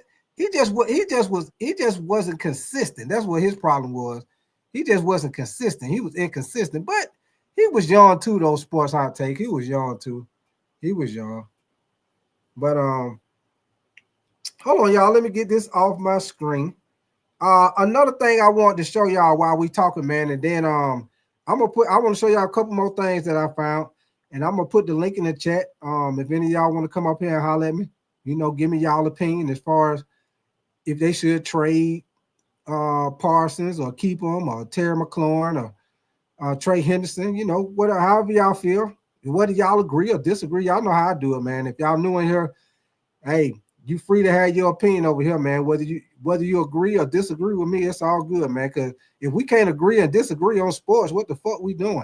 I mean, if it's stats, that's non-negotiable. Stats, you can't deny that. That's right there. But Hey, if you can't give your opinion, what the fuck we doing? Even if your opinion might be a little delusional, but shit, that's how you feel. That's how you feel. You know how we do it, man. But I just wanted to show y'all something right quick. Let me add this to the stage. Now, I don't know if y'all any Madden players. I just wanted to have a little fun with y'all tonight on this. Any of y'all play Madden? Y'all know Madden 26 about to get ready to come out, but they got the top quarterback rankings out right now, which they got Josh Allen at number 1 with an overall of 99. Lamar Jackson at number 2, he has a 99. Joe Burrow at number 3, he got a rating of 97. Patrick Mahomes at 95. Matthew Stafford he got a rating of 88 at number 5. You got Jared Goff at number 6 at 87 rating. You got Justin Herbert at number 7 with an 86 rating. Jalen Hurts at number 8 with an 86 rating. And you got Baker Mayfield at number 9 with an 85 rating. And Jaden McDaniels at number 10 with an 85 rating. So I don't know if any of y'all play Madden or anything. I just a little fun fact to throw out there, man. Y'all start playing Madden, man. These the guys, these the top 10 quarterbacks. Once that Madden 26 come out, man, for sure. Richard Rich, you say Mahomes 95 is crazy. Yeah, I say, hey, that's why I wanted to show it to y'all, man, because you know Patrick Mahomes had a down year last year, y'all, and it had a lot to do with him getting sacked a lot and the young weapons they had around him too, y'all. So that's why I want to show y'all that right there. Next, I want to show y'all as far as the top rookies. I want to show y'all this. This is what man got the top rookies, what they got them at. Hold on one second. This is the ratings that they got the top rookies at. So Travis Hunter, right now they got him. Damn, they got him already at the 84. God, this man ain't played a game yet. They already got him. They already got him at damn 84. Damn. But at number 2, they got Ashton Genty, running back for the Raiders. They got him at 83 overall. Abdul Carter to the Giants. They got him at 81 overall. Mason Graham, defensive tackle out of Michigan. They got him at 80 overall. Will Campbell, the big left tackle for the Patriots. They got him at 79. Jalen Walker. They got him at 79. They got him at 79. Kenneth Grant, another big tackle out of Michigan, got him at 78. Jada Barron, which is the cornerback out there in Denver, they got him at a 78, which I think he's going to be a nice combination at cornerback. You got Mikael Williams out of Georgia. They got him rated at a 78 overall with the 49ers. And Maxwell Harrison, cornerback. Oh, they got him at, hold on, let me see. Also, y'all. So those are they got the top 10 rankings, probably did. West Philly, Mike OG, you say, wow, Micah Parsons is going re-sign with Dallas. He got his money. I hope he do, man. I hope he can get his money. Philly, Mike. I hope he get his money. Because he deserve it, man. He deserve every penny, every dime, every quarter, every goddamn penny for sure. They need to pay him his goddamn money. So right here, y'all, for the top 10 teams they got for this year, of course, you know they got the Eagles because they won the Super Bowl. They got Buffalo at 7. I mean, at 2nd. I'm surprised they got the Commanders at 3, y'all. They got the Commanders at 3. I figured they got Kansas. I figured Baltimore would be at number 3, y'all. That's just my opinion. Me, if it's me, I would have the Eagles, Buffalo. I would have Baltimore at 3. And they got the Chargers at 6. They got the Rams at 7. Another thing, if it's my opinion, I would have the Rams over the Chargers. I think the Rams going to be real good this year. Minnesota, I don't understand why they got Minnesota over Detroit, because Minnesota starting a new quarterback with J.J. McCarthy. We don't know what he going to do. I know they got high hopes over there for him, but even though he was hurt last year, this still really, if you look at it, this is rookie year. So you don't know what you're going to get out of J.J. McCarthy. So that's why I say I think Detroit should be a little bit higher. And they got Green Bay at 10. Now, if you ask me, hey, my top 10, I'm putting the Eagles 1, Buffalo 2. I'm putting Baltimore 3. I put Kansas City 4. I put the Rams at 5, Detroit at 6. I put the Chargers at 7, Minnesota at 8, Green Bay at 9. And who I left out? I left somebody out. Minnesota at 10. Yeah, that's how I would do it. I have Minnesota at 10 because of the fact that you don't know what you're gonna get from JJ McCarthy. You say, look at who list this is. Yeah, it's Bucky Brooks. Yep. And you know, sports hot take, you know, Bucky Brooks, man. Sometimes he be biased like a motherfucker, man.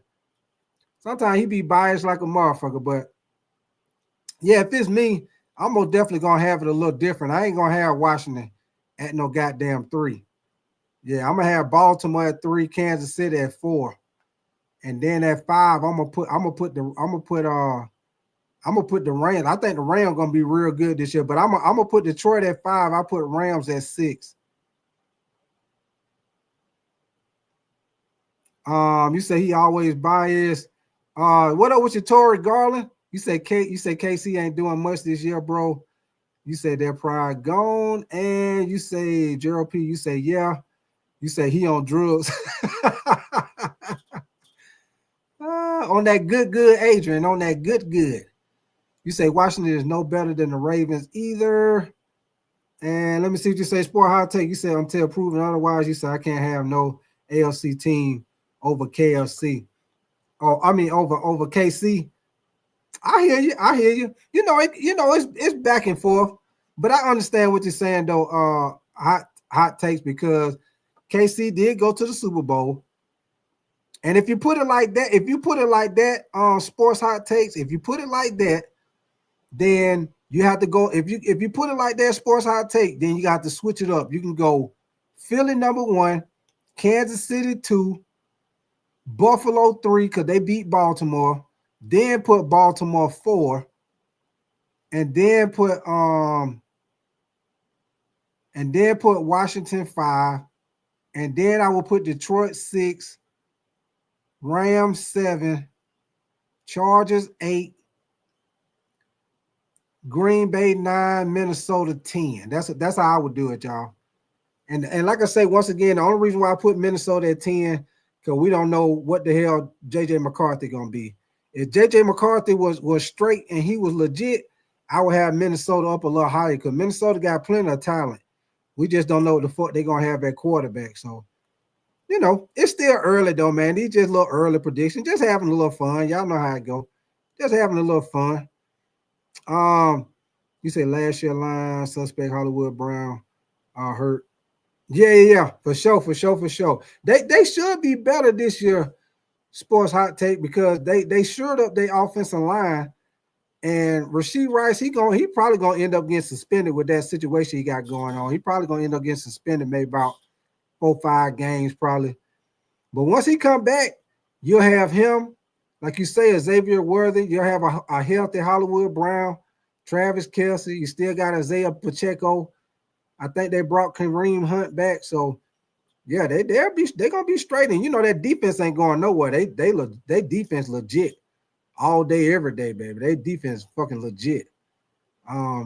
Richard Rich, you say Washington, Chargers, Rams, bottom 3. Okay. Jason Brown, what up with you, man? You said I think you got I think you got dropped the Vikings out this list this year. Yeah. That's why I said I put them at 10, but they could. But you know what, Brown. I agree with you. You can drop the Vikings and maybe add in, let me see, maybe Tampa. Probably add in Tampa, maybe. Yeah, probably add in Tampa and drop out the Vikings. Because like I said, we don't know what the Viking quarterback going to be. He could fuck around and do what C.J. Stroud and Jaden Daniels did, but he could come out and struggle like Bryce Young did. So we won't know what we're going to get from him. So yeah, we could drop them out top 10, put in Tampa or something like that. Let me see. You say Rashard was doing things. Yeah, for sure, for sure. You bought. Hey, I'm gonna tell you this sports hot take.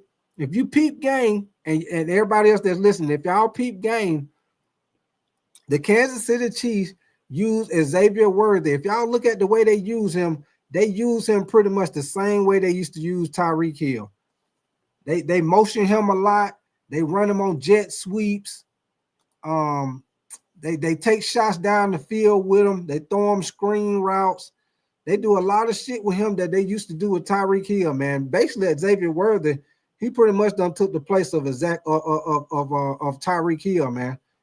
They was missing that person in their offense. They got it back with Xavier Worthy, man. So I look for him to be more involved in the offense in his second year. You know, last year, that was just his rookie season, and he did that. So now he going to have a more grip on the offense. He going to have a better grip on what the defense is trying to do, how they trying to guard him and everything. So I look for Xavier Worthy to have a better year. So like I say, man, Kansas City going to be there, y'all. I know a lot of people don't want to hear that, but when it's all said and done, Kansas City going to be there because they got a legit defense. They fixed their weakness with their offensive line. So Patrick Mahomes, he ain't going to be running for his life and getting sacked all the time. And think about it, y'all. All them goddamn close games last year. You remember everybody was saying Kansas City ain't going to make it. Kansas City ain't going to the Super Bowl because of their offensive line. They winning too many close games. Patrick Mahomes ain't playing the same. Them motherfuckers end up being right back in the goddamn Super Bowl on a bullshit-ass season, still squeeze their ass right up in the Super Bowl. Squeeze their ass right back up in there, man. You say that line block Chiefs will be in the Super Bowl again. You said I just can learn my lesson. Okay. Local Fatty. What Local Fatty? That's a hell of a name, man. You say hot take Caleb Williams comes out of the closet.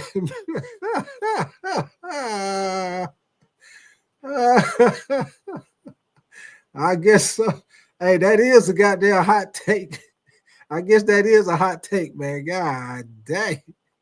Boy, you wild on that one, Local. You are wild on that one, Local. You say, Adrian, you say that defense carried them. Yeah, they did. That's why I say that defense, they legit, man. That defense going to be legit. Believe that. And you see they just paid Calardis. I think that's how you pronounce his name, the defensive end. I think his name Calardis. They just paid him, man. So yeah, their defense gonna be just that much better, man. You say don't forget the quote unquote had a down year. Yeah, that's what I'm saying, man. That's what I'm saying. Sports hot take. They supposed to had a down year, and they ass still was in the goddamn Super Bowl for sure. What up with your senior, man? You say, what do you think the Lions gonna do, senior? I'm gonna tell you this, senior. Even though we know they lost their offensive coordinator and their defensive coordinator, you still got talent. You still got talent all around the board, senior. So I look for Detroit. Now, their offense might not be as explosive because Ben Johnson is a great play caller, but I still look for them to pretty much score points like they normally do. I look for Detroit to still be good, senior, to be honest with you, if they can stay healthy. You know, last year they had a lot of fucking injuries. At one point in time last year, senior, I think on their defense, damn near everybody on the fucking defense was on IR at one time. And Aaron Glenn was still able to coach them and win fucking games with damn near with all backups on defense, basically. So shout out to Aaron Glenn, man. He did a great job with what he had. Yeah. Loco, you say I don't know. Might be Christian Wilkins now. But you is wild, Loco. You is a wild boy, man. What about you, Raheem? You said all you Chiefs haters, guess what? You say the Kansas City Chiefs are going to dominate this season. The offense is back. Hey, Raheem. Hey, you probably just missed my comment, man. I was just saying that, Raheem. I was just saying that Kansas City fixed their weakness, which was their offensive line. They defense, they got a great defense. They won a lot of close games. last year, like I say, everybody was saying they had a down year and they had still made it to the Super Bowl. So I look for Patrick Mahomes to have a better year as far as passing, because now he gonna have protection. He ain't gonna be getting hit like that. Rashee Rice probably gonna miss probably like the first 4-5 games, depending on how much time they give him for the suspension for that car accident he had. But when they get Rashee Rice back, hey, they're gonna be on and popping with Rashee Rice, Hollywood Brown, Xavier Worthy, Travis Kelce, Isaiah Pacheco. They're gonna be there, man. They're gonna be there. They're gonna be there. Long as Patrick Mahomes don't get hurt, they gonna goddamn be there. I mean, the three teams that gonna be there in the playoffs, y'all, if they stay healthy, the Chiefs gonna be there, Buffalo gonna be there, the Ravens gonna be there. Them three teams, when it come playoff time, it always gonna come down to those three teams who make it to the Super Bowl. It's gonna be one of them three teams, y'all, every time. And two of them gonna have to play each other. Last year it ended up being Baltimore and Buffalo played each other. So they gonna run into each other in the playoffs. And that's my thing with Lamar Jackson, y'all. Lamar Jackson, they got some talent over there, man. They picked up the safety out of Georgia. The team him up with Kyle Williams, the safety they already had. They picked up Mike Green, which I think he was the best edge rusher in the draft. So Baltimore gonna be better, y'all. The thing with Baltimore and the same thing with Buffalo with Josh Allen. Can one of those two teams finally get over the damn hump and beat Patrick Mahomes? Because I'm gonna tell y'all what happened, man. Every time they end up playing the Kansas City Chiefs in the regular season, and guess what? They beat Kansas City in the regular season. But when it come time to playoff, baby, when it come time for them goddamn playoffs and the game on the line, the bread and butter, what it really matter, the peanut butter and jelly sandwich, Patrick Mahomes send their ass home every goddamn time in the playoffs. So that is the thing for Lamar Jackson and fucking Josh Allen. Can either one of them and their team finally get over the goddamn hump and beat Patrick Mahomes in the playoffs? Which that's gonna be tough, man, because y'all know with Patrick Mahomes, it'll come all the way down to the end of the game, and you can't leave that month. You can't leave Patrick Mahomes no time on the clock. Your boy just like Tom Brady when it comes to that, man. Hey, I don't give a damn what nobody say. I call your boy Patrick Mahomes. I call him the new Tom Brady, man. Because y'all know with Tom Brady, I don't give a fuck how the game went. If it's a minute on the clock, if it's 40 seconds on the clock, and you lead Tom Brady anytime, and that motherfucker can get that goddamn ball in field goal range, and y'all know Vinatieri gonna kick that bitch right through the goddamn uprights. Goddamn Patrick Mahomes can do the same shit, man. You can't leave him too much time on the clock. That boy get that thing, kicker gonna put that bitch right through the uprights, man. So that's the thing. Whenever out of the game, and when you got the ball and it's that too early, you don't want to score too quick and leave him too much time on the ball. When you play against Patrick Mahomes, you got to run that goddamn clock.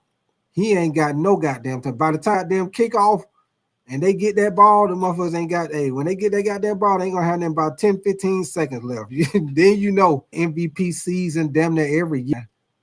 When he throw that ball to the tight end, man, if he could have held on to that ball, that was a different game, man. If old boy would have held on to the ball, that was a different fucking game, man. So that's the thing with Lamar Jackson. He got all the talent. He can make all the plays. He can make all the throws. We just need him to take care of the ball. Don't make no mistakes when you play against Patrick Mahomes and Josh Allen, because if you do, they're going to make you pay for it. They're going to capitalize off the mistakes, and they're going to make you pay for them. Alpha Z, what up with your man, Jason Brown? Let me see if you say Jason Brown. You said the quarterbacks were more cerebral back then. You say change the offense to counter the defense. Tom Brady actually had some rivals for sure. Alpha Z, what up with your man? You said not a Chiefs fan, but respectfully, they know how to win. Yep. You said they have great execution of game plan and excellent clock management for sure. Yes, sir. And Alpha Z, that come down to having a great quarterback and a great fucking head coach, man. When you got those two things together, the same thing like what Tom Brady had with his head coach, man. When you got those two things together, man, and you got talent on the team, hey, it's hard to beat that in the playoffs, man. Local, let me see what you say. You say, I hope all AFC West games this year are old school 14-10 type games, defense and running the ball. I hear you, local, man. I hear you, brother. All y'all that's new in here, man, I appreciate y'all coming through, man. Y'all most definitely make sure y'all subscribe to the channel and double tap the screen for the likes, man. Y'all new in here, local, Alpha, Jason, Sports Hot Take. I think I already told you, but if I didn't, over here, man, I do the whole NFL. I do NFL, I do college football, I do the NBA, and I do college basketball, man. NBA, I'm a big Lakers fan, but like I say, I do the whole NBA. I do live game reaction for NBA, NFL, college football. So, like I say, man, y'all like to talk a little bit about all sports, and we like to have a laugh and have a good time over here, man. I'm gonna definitely appreciate y'all coming through, kicking it with me, man. I pretty much come on around about the same time every night, man. I usually come on anytime between 8. I say 8 and 10. There have been a couple of times I have came on about 10 o'clock at night. That's Eastern time. I don't know what time zone y'all on, but that's Eastern time for me. But most of the time, on the average, I usually come on anywhere between 8:30 and 9:30 Eastern time. So, for sure, man. You say I'm subscribed and I like the video. You say I'm coming. It's an answering chat question. You say I support. Oh, appreciate that Sports Hot Take, man. Appreciate that Alpha. Appreciate the sub, man. Sports Hot Take, you say I didn't get to her. You said I didn't get to your Aston Jenny take. If you did it, bro. Oh, Sports Hot Takes. I was talking to somebody about Aston Jenny early, but I don't know if that was you, Sports Hot Take, that said something about Aston Jenny getting Rookie of the Year, or if that was somebody else. But if it was Sports Hot Take, like I was saying, with Aston Jenny, if that was you asking about him getting the Rookie of the Year, he most definitely gonna have the best chance because he touched the ball more. I think somebody else has said something about Travis Hunter. I forgot who that was earlier. Was saying they think it'd be Travis Hunter, not Ashton Jenty. But with Travis Hunter, he'll have a good chance. But I think Ashton Jenty will have a better chance because he's going to be the starting running back. Pete Carroll. If y'all know how he coached when he was with Seattle, he liked to play defense, run the ball. Y'all remember with Russell Wilson, he liked to take shots down the field off of play action. But they pretty much going, Pete Carroll, he want to run the ball, play defense, take shots. He not going to put the game in the quarterback hand where he got to throw that motherfucker 30, 40 times. So that's why I say Ashton Jenty is supposed to be the feature back for them. So he probably going to touch the ball 20, 25 times a game. So that's why I said if Ashton Jenty fuck around and get 1,000 yards as a rookie, which he might be being the focal back, he most definitely going to get the Rookie of the Year, hands down. And, unless Sports Hot Take, unless Cam Ward come out and ball out like CJ Stroud or Jaden Daniels did, unless Cam Ward come out and ball out like that, I see it probably being Ashton Jenty or Travis Hunter. And the only reason why I say Travis Hunter because Jacksonville, they already done put out there that they're going to let him play both sides of the ball. So if it's a situation with Travis Hunter, let's say he get damn near 1,000 receiving, and then he get 5 or 6 picks on defense, then he'll probably beat out Ashton Jenty again. But if not, Ashton Jenty should get it. If he have a good solid year like everybody think he is, he most definitely should get it. Local, you say for OG coaches in the AFC West, you say it's a dying breed. I hope to see a lot of 12, 13, and 21 personnel. And Sports Hot Take, you say what's a good season stat wise for Jenty, and now my vote goes to Caleb Johnson, running back. And you know what? Sports Hot Take, I like Caleb Johnson out of Iowa, man. I like him, man. I think he a good, solid running back. I like him, man, for sure. I like him. Good running back, got speed, can take that thing to the house at any time. I like Caleb Johnson, man. I like him, man. I'm going to tell you another running back I had liked Sports Hot Take coming out the draft. I like the running back out of Ohio State, Trevion Henderson. I liked him too, man. I like him, man. He got speed. He can catch out the backfield. He can take that thing to the house at any time too, man. I liked him too, Trevion Henderson, for sure. Let me see what you say. No disrespect to Genty. You say I hope he succeed, but he was playing against high schoolers in college. Why you say that, Sports Hot Take? You talking about because of the division he was in? You say he went to New England, right? You talking about Caleb Johnson, right? I think he did. If I'm not mistaken, I think he did. Sports Hot Take. If I'm not mistaken, I think he did go to New England. Yeah, Caleb Johnson. I think he did. If I'm not mistaken, I think you're right on that. But speaking of, you know what? You right on time, Sports Hot Take. Speaking of, you say Caleb to the Steelers. I don't know. You say where Henderson went.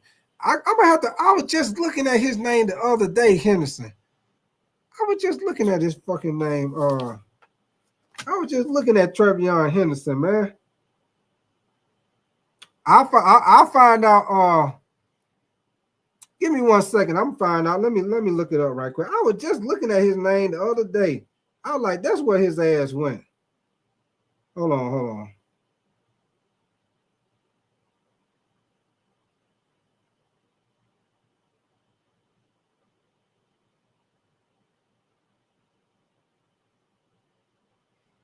Let me see where he at. Oh, okay. Here we go, Sports Hot Take. He went to the Patriots.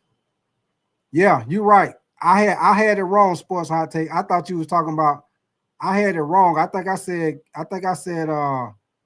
Caleb went to the Patriots. It was Trevion Henderson that went to the Patriots. So if that's who you was talking about when you said yeah, you right. It was Trevion Henderson went to the Patriots. So you right on that, Sports Hot Take. Yeah. But I like him. I like him at Ohio State, man. He's solid. But while we talking about college, man, this is another. I got one more thing I want to show y'all. I want to show y'all on my screen, man. Now this right here, y'all. Now we just having a little fun, y'all. But these are the top. These are the top wide receiver rankings for college football coming up this year, man. These are the top 16 wide receivers coming into this season for college football. Of course, you know, you got Jeremiah Smith over at Ohio State, which I like him, man. That's a bad boy. Ryan Williams, you already know about him for Alabama. You got Cam Coleman. Matter of fact, Auburn got 2 receivers. Cam Coleman at 3 and Eric Singleton Jr. Clemson has a good receiver, Antonio Williams.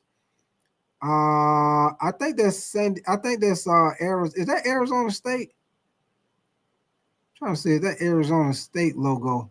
But his name is Jordan Tyson. They got him at 6. Penn State.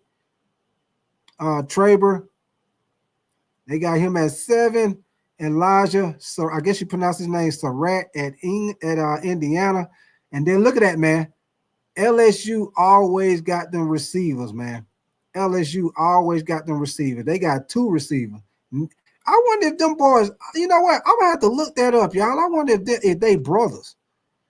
Because it say Nick Anderson and Aaron Anderson. I'm going to have to look that up. LSU should be pretty good this year, man. They bring that quarterback they had last year. He coming back this year. But you know LSU will always be stacked at receiver, man. But I'm going to have to check that out, man. Once I start getting into college football, I'm going to have to check that out to see if they brothers, Nick Anderson and Aaron Anderson. And then Georgia Tech at number 11, they got a guy named Eric Rivers at wide receiver. You know Oregon always got receivers. They always have at least one good receiver. Texas A&M, they got a good receiver. What is that? KC Covington? Is that Covington? And then Alabama has another receiver. Looks like that. Is that Jermaine Bernard? Notre Dame has one. Malachi Fields. And at 16, Texas Tech has Caleb. I can't see. I got it too low. I can't see his fucking last name. But I'm just going to say Caleb. So, you know, just having a little fun, y'all. Those are the top 16 wide receiver as far as wide receiver rankings for college football this year coming up, y'all. Those are the top 16 wide receivers coming into the season, man, for sure. Y'all give me 1 second, man. I'm gonna put the link in the chat. If any of y'all want to come up here and holler at me, y'all can come on up here and holler at me, man. Y'all can give me y'all opinion, what y'all think as far as with Parsons or Terry McLaurin, Trey Henderson. Or if you want to talk about your team, because we do the whole NFL. If you just want to talk about your team or however you want to do it, man, come up here and holler at me for sure. I know how we do it, man. Y'all give me 1 second. Now, I got another thing. I want to show y'all, man. They got the wide receiver rankings with the NFL. I want to show y'all this too. In case any of y'all fantasy football guys, if y'all do fantasy football like I do, y'all check this out, man. For the coming up year, these are the top wide receivers as far as with fantasy football, PPR wide receiver rankings for 2025 coming up. Now, y'all want to peak game with this, man, because these top guys, these are the guys that get you points.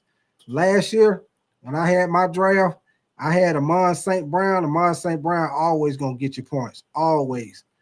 But you see top guys, Jamar Chase.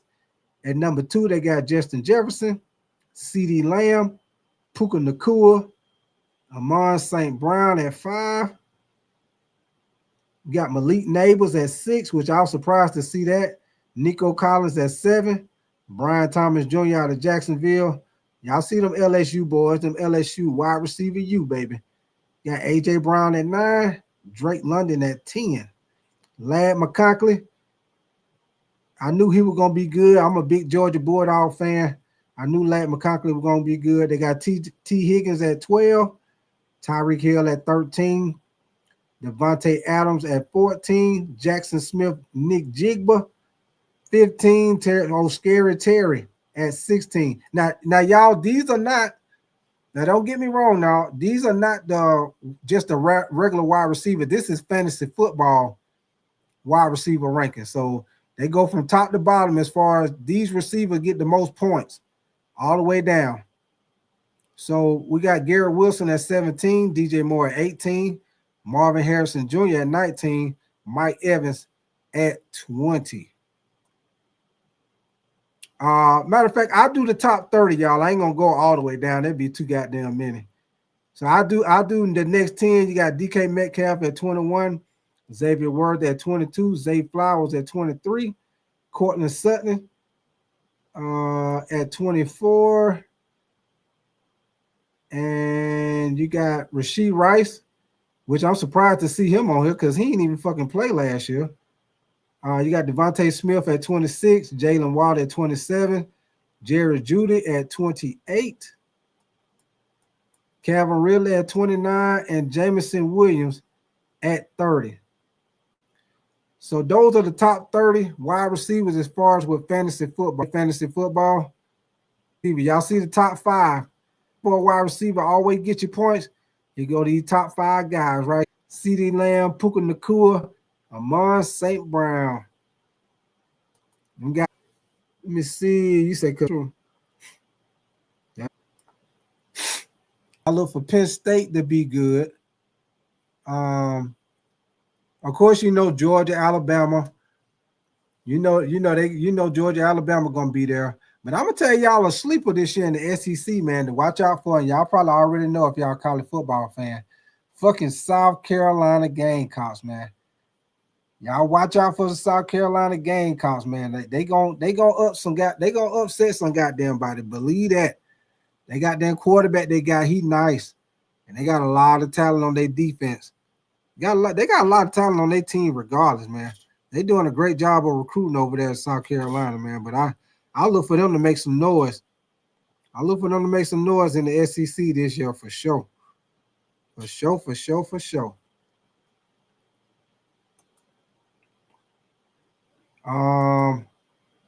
Let me see what you say, Jason Brown. You say yes, I was a little back and forth about why I think Penn State going to be so good this year. Yeah. Hey, Jason, I'm gonna tell you, with Penn State, of course, you know, They brought back the quarterback.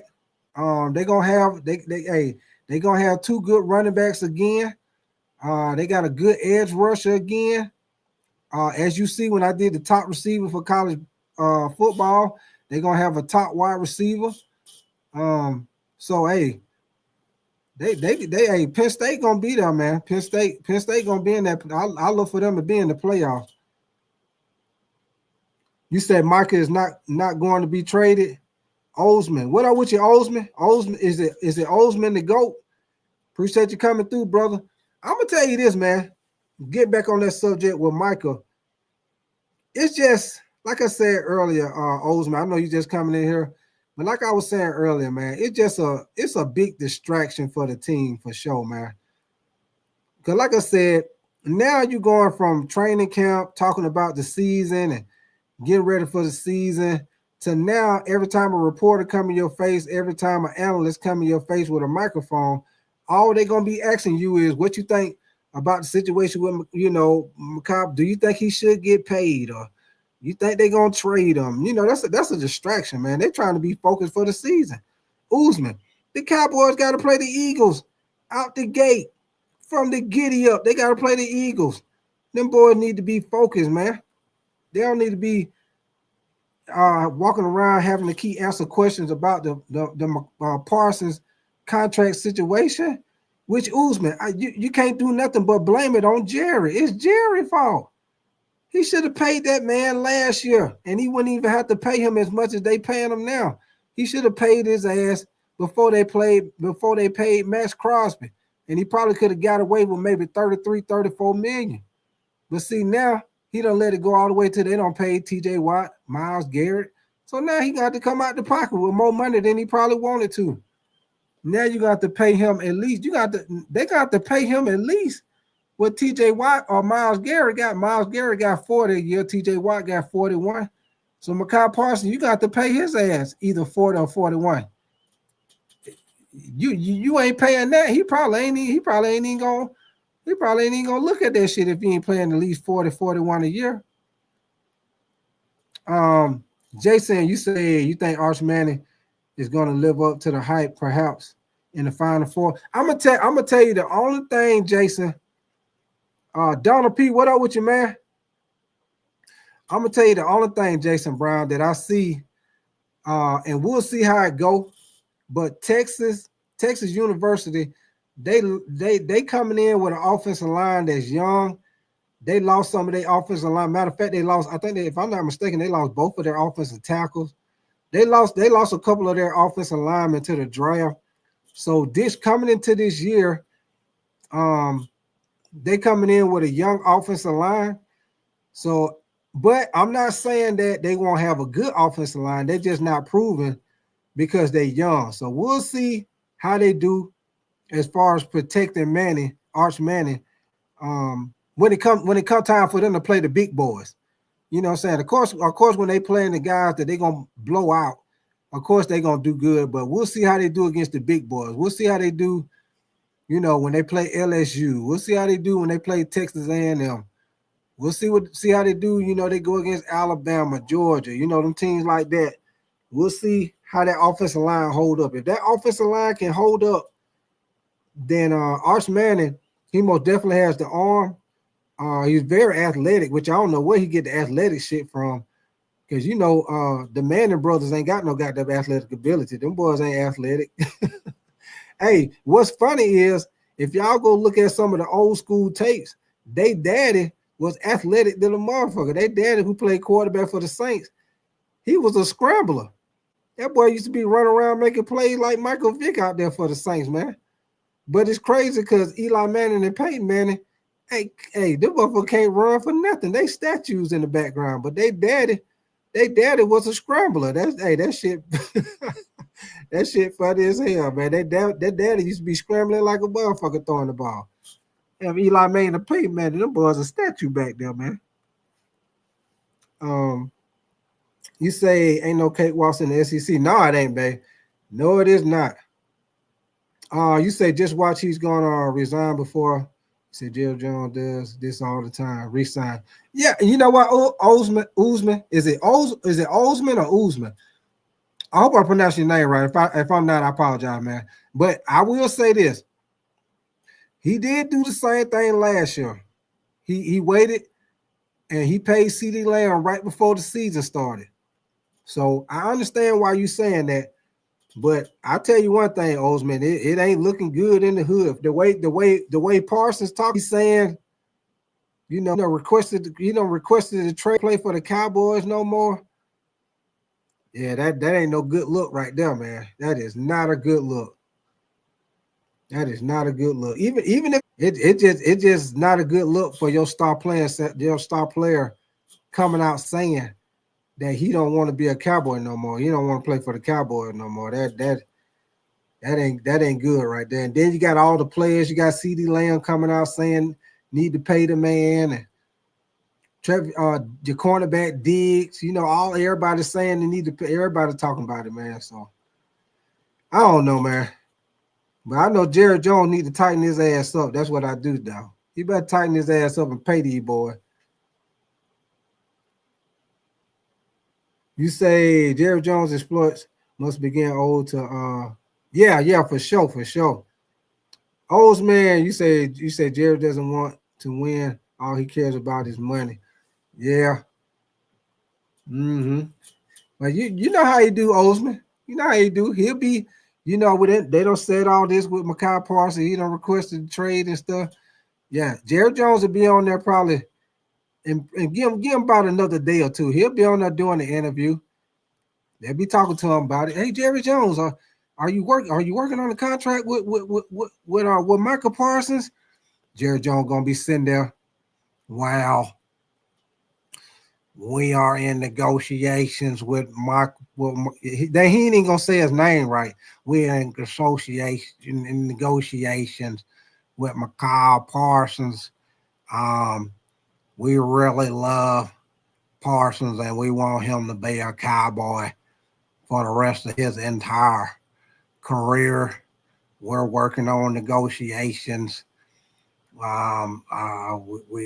having a little discrepancy, but I think we're gonna work through it, and we're gonna get him paid, just like we did with Dak Prescott and CD Lamb, and we were able to get him paid last year before the beginning of the season. We got CD Lamb paid, so we love the Cowboy fans here, and we love that star on the side of his head, and we want him to be a Cowboy for the rest of his entire career. That's my Jerry Jones impersonation, y'all. But yeah, man, they need to pay that man. They need to pay him. Pay your boy Terry Mclaurin, but just give him a little short-term contract, about 2 years, third-year option. And Henderson, Trey Henderson, Cincinnati Bengals need to figure out how to pay him too, because they already got a horrible defense. And if they lose him, they're gonna be more worse than what they were last year. They was already bad last year. They lose him, it is over. Over and out. Over and out. You say the Cowboy re-signed Micah. You said they're going to be in the Super Bowl. Osman, I don't know about that, man. I don't know, man. Because think about it, Osman. First of all, they got to get through their division, man. Their division going to be tough, man. They got to get through the Eagles and the fucking Commanders. And then once you get through them, you still got fucking Detroit. You still got Detroit, probably Chicago gonna be better. You got the Rams. 49ers probably gonna be back on point. Last year 49ers had a lot of people hurt. 49ers probably gonna get back on point. It's gonna be tough, man. It's gonna be tough. Osman. Hey, it's gonna be tough, man. I mean, yeah, Osman. I don't think they're gonna make it to the Super Bowl. Not this year. Not this year. It's too much competition in the NFC this year. Shit, they might not beat Tampa. They might not beat Tampa, man. Shit, they might not beat goddamn Tampa. And shit, the damn NFC North gonna be hell too, man. They got Detroit, Green Bay, Minnesota, Chicago gonna be better, man. Chicago gonna be better, y'all. Believe that. Chicago team gonna all depend on what Caleb Williams do. Ben Johnson, they needed to secure the interior offensive line. The new head coach Ben Johnson attacked that shit off the rip. He got Joe Thuney from Kansas City. He got the center from Atlanta Falcons, which is a Pro Bowler. Joe Thuney from Kansas City was a Pro Bowler. The guard that they got from the Rams, another Pro Bowler. So he done secured the interior offensive line. So that's why I say if Caleb Williams plays good, Chicago gonna have a good chance, man, because they got a lot of talent on that team. But like I say, man, that division gonna be tough, man, because you got, like I say, you got Jordan Love. You know, if he play more consistent, Green Bay gonna have a shot. Minnesota is gonna depend on what J.J. McCarthy do with Minnesota. Detroit, you know what they got. You know what they gonna do. So Detroit gonna be there. We already know what Detroit can do. You say first the Commanders are not going to be a good team. If Terry leaves, he's going to be going to the Raiders. I tell you one thing, Uzman. Now, if your boy Scary Terry do leave, yeah, I agree with you. That's going to be a problem for the Commanders because they in order for their offense to click like how they want it to click, they need both of them. They don't need one. They don't need Debo and don't have Scary Terry. In order for their offense to be explosive like they want, they needed to be Scary Terry and Debo together. They need both of them guys together. If they got both of them guys together, they most definitely can make some noise. But I tell you this though, if for some reason they do trade McLaurin, I'll tell y'all a couple of teams that need a wide receiver. Buffalo could use another wide receiver. The Chargers most definitely can use another wide receiver to team up with Ladd McConkey. Let me see who else need a wide receiver.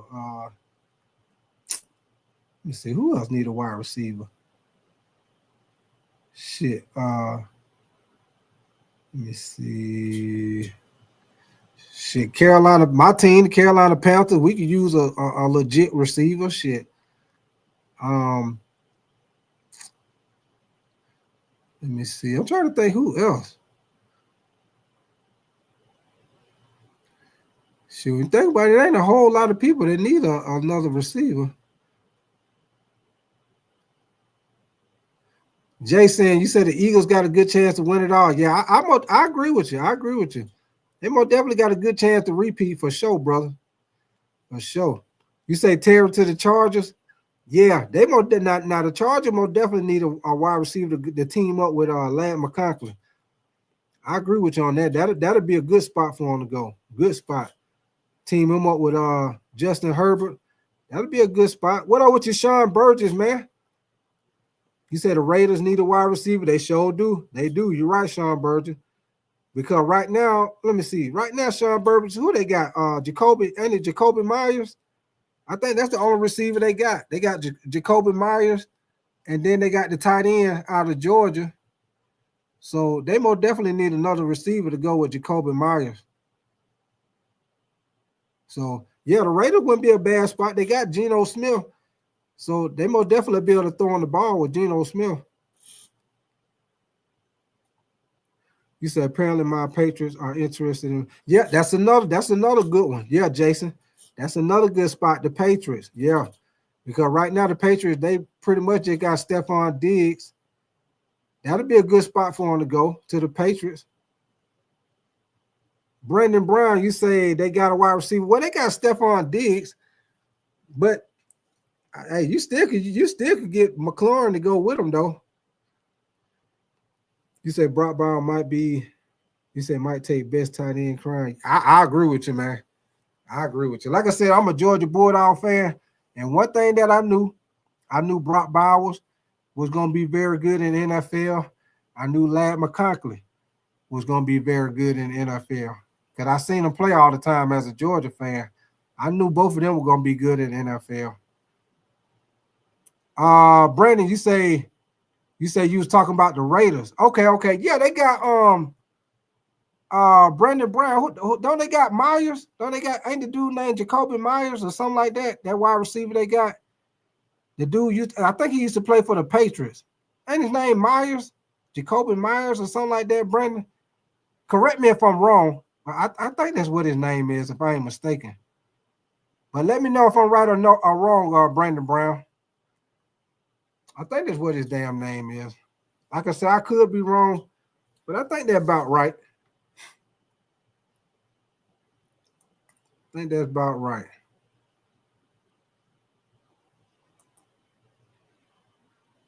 But shoot, man, I'm gonna definitely appreciate y'all coming in here, kicking it with me, man. Y'all know we had to come in here and talk about this situation with Terry Mclaurin, Trey Henderson, and fucking Micah Parsons, man. Hey, y'all seen my thumbnail. Y'all seen my thumbnail. Pay me or goddamn trade me, man. That's what it is, baby.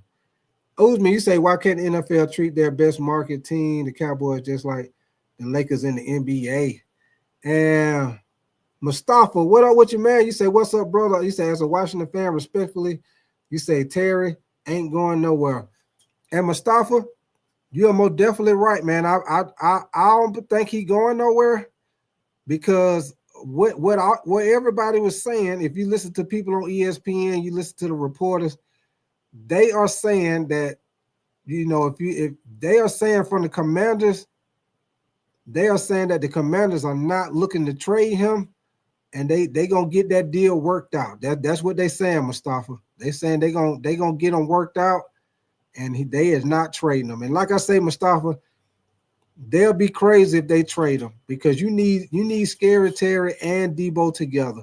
It's not gonna work if you don't have both of them together. You need both of them. You need Debo because he the gadget guy. He the guy running jet sweeps. He the guy used out the backfield. I call him a gadget guy. You need the gadget guy. Terry McLaurin, the guy that stretched the field. He can catch that bitch and take it to the house at any time. So you need them two guys together. Yeah, you got to keep Scary Terry, man. But like I say, Mustafa, and somebody else was saying this earlier, he 30 years old, so they say that's part of the problem why they haven't paid him yet. But this is what I say, Mustafa. This is Jaden Daniels' second year. So you got this year and you got 2 more years before you got to pay Jaden Daniels. So what I would do, because he's 30 years old, I will give him a 3-year contract, but give him an option on that 3rd year. Whatever guaranteed money, he going to get that in the first 2 years. That way, that 3rd year, when he turned 33, we can trade his we can trade his ass, or we can let his ass go with that 3rd option. But that's what I would do. I'd give him a 3-year, and that 3rd year going to be an option. That's how I would do it. But we most definitely you got to sign him, though. Because think about it, Mustafa. Think about Mustafa, Jason. If they don't sign him, who the fuck else they gonna get? Ain't nobody else out there for them to get. If they don't sign him, who the hell they gonna get?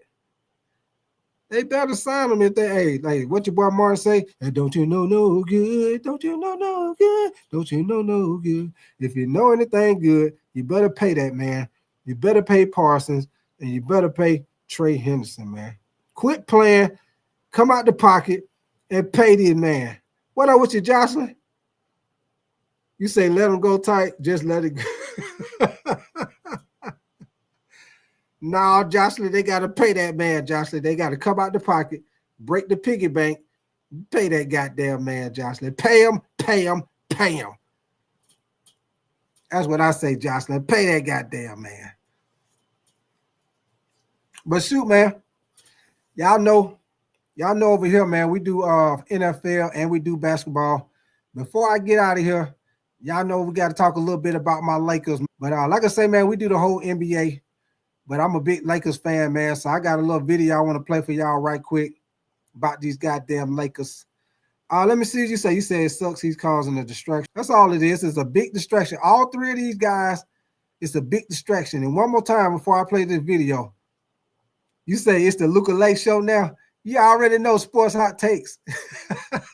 The Luka Lake show, Luka, baby. You say, I mean, the Commanders could sign Cooper. You say Cooper. Who you talking about, Osman? You said they could sign Cooper. Cooper who? You say smarter quarterbacks would take less money and try to get endorsements. Being the face of a winning team is very lucrative for sure. You said I think Bernie gonna get in the rotation this year. He might, Mustafa. He might. Because he most definitely don't. Oh, Amari Cooper. Okay, gotcha. Amari Cooper got you. Yeah, but he might, Mustafa, because he playing way better, man. He playing way better. Hey, that's just amazing what the G League will do for you. What the G League and having time to work on your game. Hey, it's amazing what a year did for that man. It's amazing. A year did him very good. Because, last year, boy, they was on his ass. When he played in that damn summer league game, boy, everybody was on his ass, boy. But your boy most definitely stepped up, looked way better in the summer league this year, way better. Jeremy James, what up with your brother?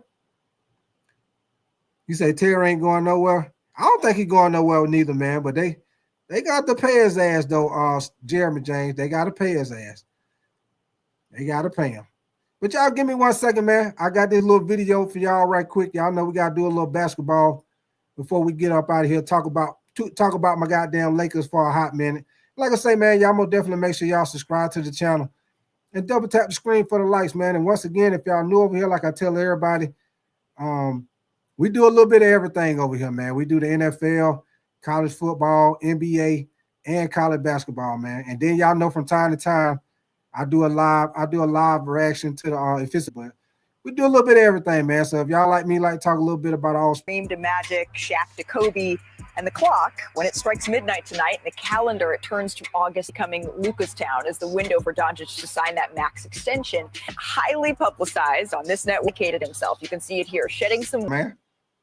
Which is a scary thought when you consider that Luka is the only player in NBA history to average 28, 8, and 8, and the only other players to even average 25 and 5 in each of their first 7 seasons, Oscar Robertson and LeBron James. So we now welcome in our NBA reporter, Dave McMenamin, who's covering the Lakers, as well as our front office insider, Bobby Marks here. Dave, I'm going to start with you. As the window to sign this max deal inches closer, where is Luka Doncic right now?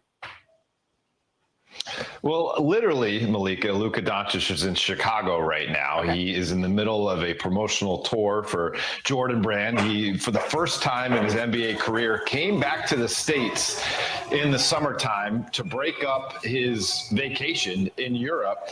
And it started in New York, and now he's in Chicago. Did a boat tour yesterday. And then he's going to make his way to Los Angeles. And obviously, figuratively, where he's at is going to be contemplating a fat contract offer on his plate, as you mentioned, come August 2nd. And hey, it's a kind of a big moment right now. 6 months ago to the day was when he was traded from the Mavericks to the Lakers. And a half year later, he's going to get to decide whether his life for years to come will remain in Los Angeles. 6 months to the day. I didn't realize it. It's funny how life works like that sometimes. And you frame this as a decision here, Dave. Bobby, is it cut and dry? This is a contract that Luka's going to sign, or does he have some more decisions that he was going to make on how this deal could actually look? Malik, I think the decisions that he's going to have is going to be the length in the contract here. He's eligible for 4 years up to $229 million. That's starting on Saturday. The one option certainly we can focus on is taking a shorter contract, which would be 3 years, $165 million with a player option in that third year. And why the short-term option is because that third year, that player option year, would have him with 10 years of service in the summer of 2028. And get ready for this number. He would now be eligible for 5 years, potentially $417 million that summer. So all that money he lost in the Supermax from Dallas, he could definitely recoup that and then some 3 years from now. Wow. 5 years, potentially $417 million. Bobby, Dave, thank you so much for your insight. We will be monitoring this closely here over the next 24 hours. Ramona, it seems like it makes the most sense for Luka to years. That signifies a lot. That means throw in the phone to prove it, right? When he let's talk about that number you said again, 5 years. Mark Walter, who owns stands with the Lakers, because if he doesn't, he's the biggest free agent to hit the market in years. You know what I like about him? When he walked into LA, he embraced it. Yeah. gave money for the fires, gave money to, fix a Kobe mural. And then one thing about the Lakers, which is pimped by them, can I say that? Yeah. Okay. That's Shump. Is they always have a star. Yes. I've never seen any team Hollywood, sports man. do this other than Real Madrid. Like you got Jerry West and Elgin, Magic Kareem, Showtime Lakers, and Shaq and Kobe, and then LeBron comes, and then you got the guy after LeBron. Right. That's incredible. So, it's a nice city to sell at the same time. It's a franchise too, though. But what do all of those players have in Clippers here, too. common? All of They them. got stars. They all brought championships to Los right. Angeles. All of them brought championships to Los Angeles. And what I thought was interesting in the discourse over the last week that Dave McMenamin and others have been reporting is that Luka isn't signing this as a feel-good moment of he's a loyal guy and he wants to stay with the Lakers. He's signing this because he's also saying, okay, let's do it. Let's go win. Let's go win now, Amon. No, without a doubt. I think that when you look at somebody like Luka and you look at what he came from, the reason he's so good is because he comes from a winning brand of basketball. When he was playing overseas, when he was younger, of course, he was playing pro earlier.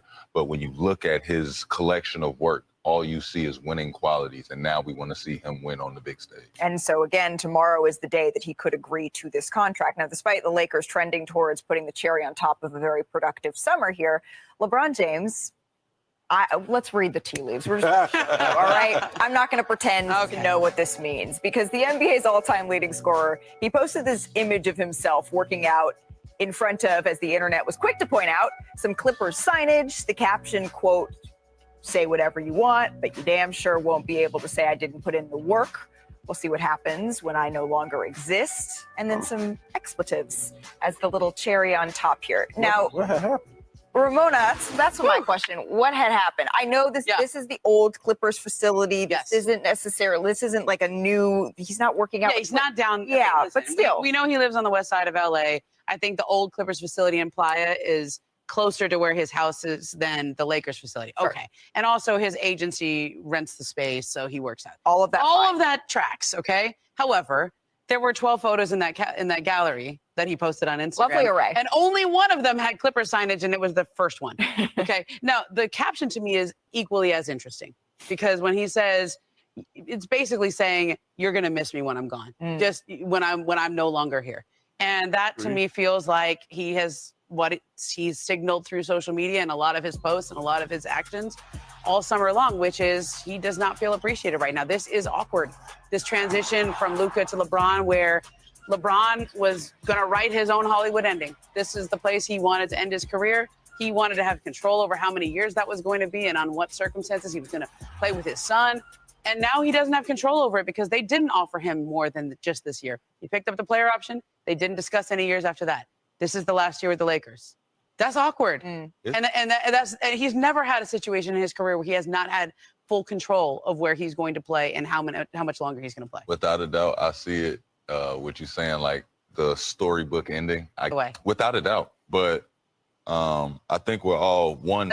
Like, let's see what happened when I no longer come off on the song. So it's like, right? But he's also, but I just want y'all to know is it's going to go my way the way I said it's going to go as far as going out on my own terms, going out playing healthy. And this is like the healthiest career we've seen. Is it not? I'm giving you Amon's Pulitzer is on the way here for dissecting. That was great reporting. For dissecting this. That was excellent reporting. How could we go from Toy Story to Jay-Z in one show? I just, I can't go away from it. I just can't go.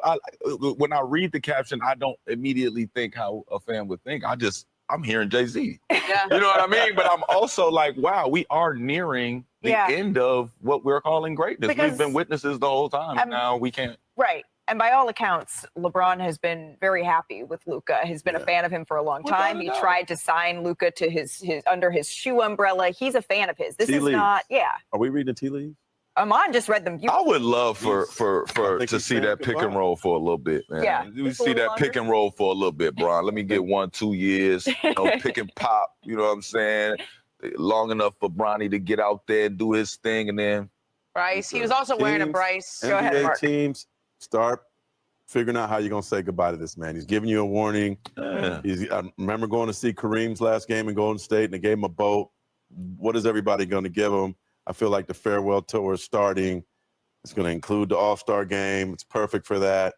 get ready to get your final gifts and get the rocking chair out of there. I just feel like this is the end. This is also what he does every summer. Like this It's is this feels late different. July, This feels August, different. where he's like, remember a couple years ago, he was like #Wash King. Yeah. I don't remember anybody calling him Wash King. I think somebody might have. Yeah. Thing you're about to be doing, you're gonna miss it. But this is his like, I'm working hard in the offseason. I'm up at 5 a.m.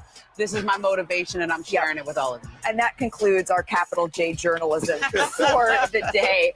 Hey, coming up here on NBA Today, we're culminating in the top 5 today. Let's show you the top 5 they chose. SGA put Chris Livingston on the hardwood. Quick recovery. Hey. Crossed them up. Crossed them up. Hey. Crossed them up. And then at number 4, Bub Carrington. He put Tyrese Halliburton on the ground here. Oh, gotta stop on the dime, man. It's a good day when the Wizards leave the show. Get up. Nails the 3. Get up. And then Donovan Mitchell using the Hornets defense as traffic codes here. Split, snatch. Oh. That was a one-handed sham guy. When it's Donovan Mitchell, though, are you surprised? Nice. Coming in at number 2, Trae Young. There you go. Slick behind the back move. Excuse me. And then he hits the floater. Excuse me. We did a segment once, right Trae trying to guess whether or not it was a floater or a lob, because they look so similar when it leaves his hand. It looks what makes him so tough to guard in a lot of cases. And then number 1, Steph going behind the back to avoid Kevin Durant. Oh, and then hit the floater to beat the horn. The spinning floater. He was in a half spin. Oh, Hey. man. Hey. We got to cherish this man while we get to watch him. One guy who knows a thing or two about handles is our 2016 champion, Iman Shumpert here. So, Iman, you've had the task of guarding some of the best handles in the league. I am curious, in your experience, who the top 3 guys were, the most difficult handles to handle. Okay, so I'm going to graduate Kyrie out of this because... Handle God. Handle God. Got it. He's one of the handle gods. You know, we got our list of guys up there that we're going to keep them out. But my top 3 was Derrick Rose. All right, Derrick Rose. What do we see from Derrick Rose? Derrick Rose was one of those guys that I had never dealt with somebody going point A to point B, but the face, the body control doesn't change. It's like as if you can't see him picking up speed, and that kind of made me fall asleep on defenses, so to speak. Yeah. But when he does pick up speed, it gets to that point where you guys finally meet, how fast he's willing to do a through the legs cross or a through the legs behind the back. It's like you have to be almost moving before actually coming in contact with him. Anticipating it before it happens. And then he gets to that 2-foot launch pad. A lot of guards you see go off of 1 foot, but somebody that gets to a 2-foot launch pad also can guard the ball and keep it away from you. So dealing with his handle is just how fast he could get to it. It's going to be 1 or 2 combinations, but at the speed he's doing it, it's just hard to deal with. So if he's number 3, then number 2. Oh, my number 2, I got to give to D-Wade, man. Dealing with D-Wade's handle was, it doesn't get talked about a lot, but having to guard somebody that can go east-west and take up ground. There's a lot of guys that go north-south that they're difficult to guard, but that east-west and somebody that can elude you to go into a ball screen without using a ball screen. D-Wade was always dangerous and somebody that when you're guarding him, you give him a little respect because you don't want to get him. That's what we're begging Tyrese Halliburton to do. He had so much north-south in the finals, getting a little bit more east-west. All right, then at number 1 for you. Dealing with Jamal Crawford. That was one of those guys that, as much as I was a kid and I can't wait to guard Jamal Crawford. I can't wait to play with him, against him, whatever. When you're finally out there and you have that moment of guarding him, he makes 1 or 2 moves, you reach at both of them, and you realize in your mind, oh, I can't take the ball from him. There was not too many guys that I played against in the NBA where I confidently had to say, I can't steal it. Yeah, I can't steal it, and now I'm going to play a team game. I'm going to use the sideline, the baseline. I'm going to use my shot blockers, but I'm not going to win this battle. So if these are the three guys, again, that we're graduating Kyrie out, these are the three guys that were the hardest for you to guard. Yes. Let's spin it forward a little bit here, Shump. Two of the most effective players off of the dribble this season. Oh, yeah. MVP Shai Gilgeous-Alexander. Oh, yeah. Timberwolves star Anthony Edwards here. So let's start with SGA. We're going to do a little show and tell. Show us first what makes his handle so effective. When you're looking at SGA, you're looking at somebody that can stay within the channel. When we say a channel, we're talking about a space where a double team can't come and there's no help. You see him staying in this space and then making sure that he gets that level of separation. Right. When you see him stop on the dime like that, he knows he either got you out of your stance or you've gone too far and committed to him going to the basket. He knows he can get that jump shot off. When you see him do this, he's always going to get a matchup.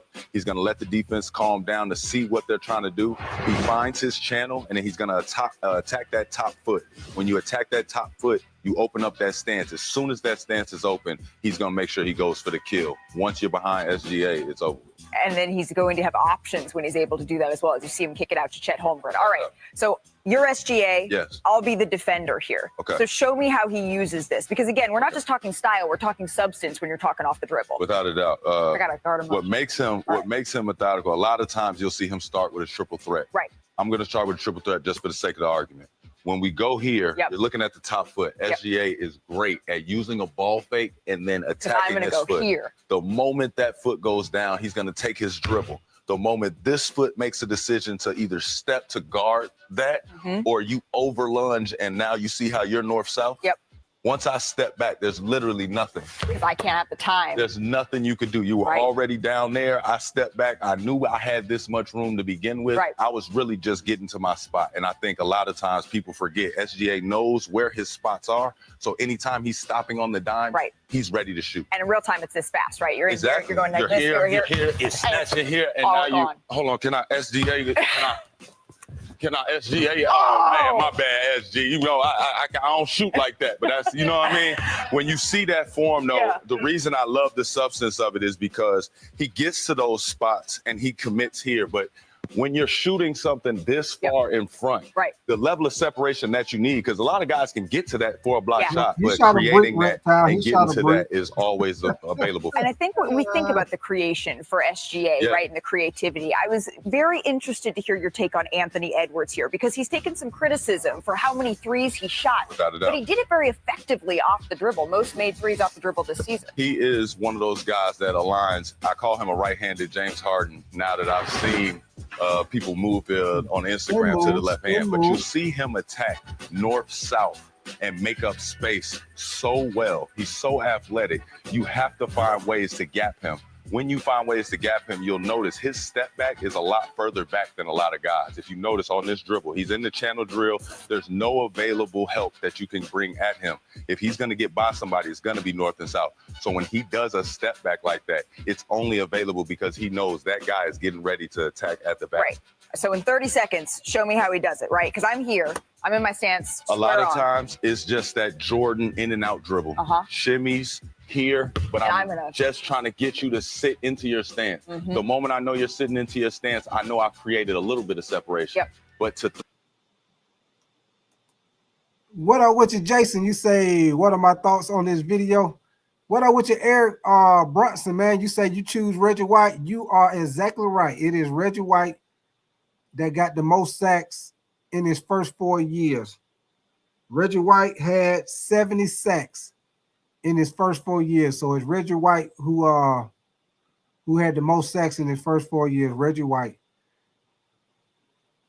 But yeah, Jason Brown, I like how he breaking it down with old girl, and you know, showing, you know, because you know, Amon Shopper, he was known as a defensive player. So I like the fact that he giving her the guys that he felt like had the best handles as far as, you know, from his experience, you know, having to guard those guys.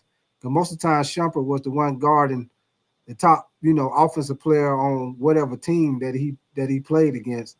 So I like the fact, you know, and then he trying to show her, and then you see her, she trying to like really play defense. He just tried to show her a little something. She moving like she ready to play though. She ready to hoop. You say hot takes. You say why is hoops more important? You say why is hoops more popular worldwide than football? I don't. You know what? Sports hot take. I do not know, man. I do not know. But me, sports hot take. Me, my first love is football, man. My first love is football, and then it's basketball. Them my first two loves. But football first, and then basketball for me. Let me see, Reptile. You say because all the Ray Lewis fans became SGA fans. I hear you, Reptile. You say we Americans. You say we Americans is most of our first loves. Yeah, for sure, sports, for sure.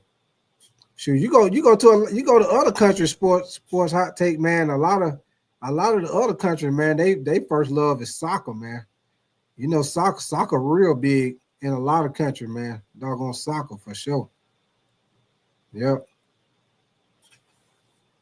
But shoot, man, I appreciate y'all coming in here kicking it with me, man. Shoot, we done been in here now. Probably, let me see how long we've been in here. We done been in here now a little over 2.5 hours, man.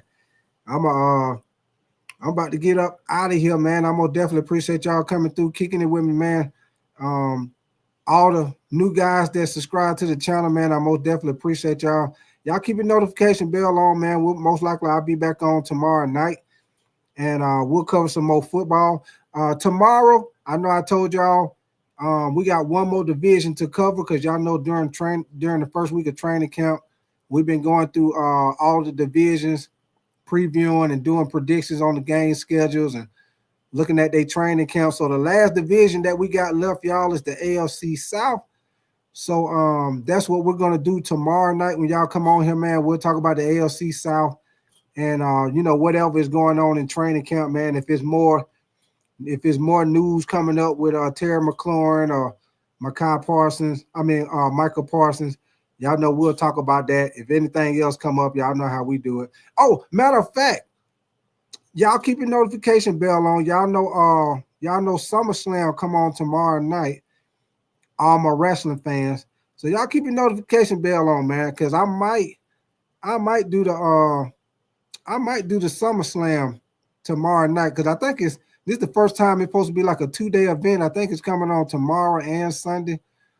So y'all keep your notification bell on. I might do that. If I don't, then I'll go ahead and do the AFC South, preview and predictions. Y'all know how we do, man. But yes, sir. Appreciate you, Jason Brown, man. Appreciate you coming through, man. Y'all will definitely make sure y'all have a safe night. And I appreciate y'all coming through here, kicking it with me, man. And y'all know what I always say, who already been here with me.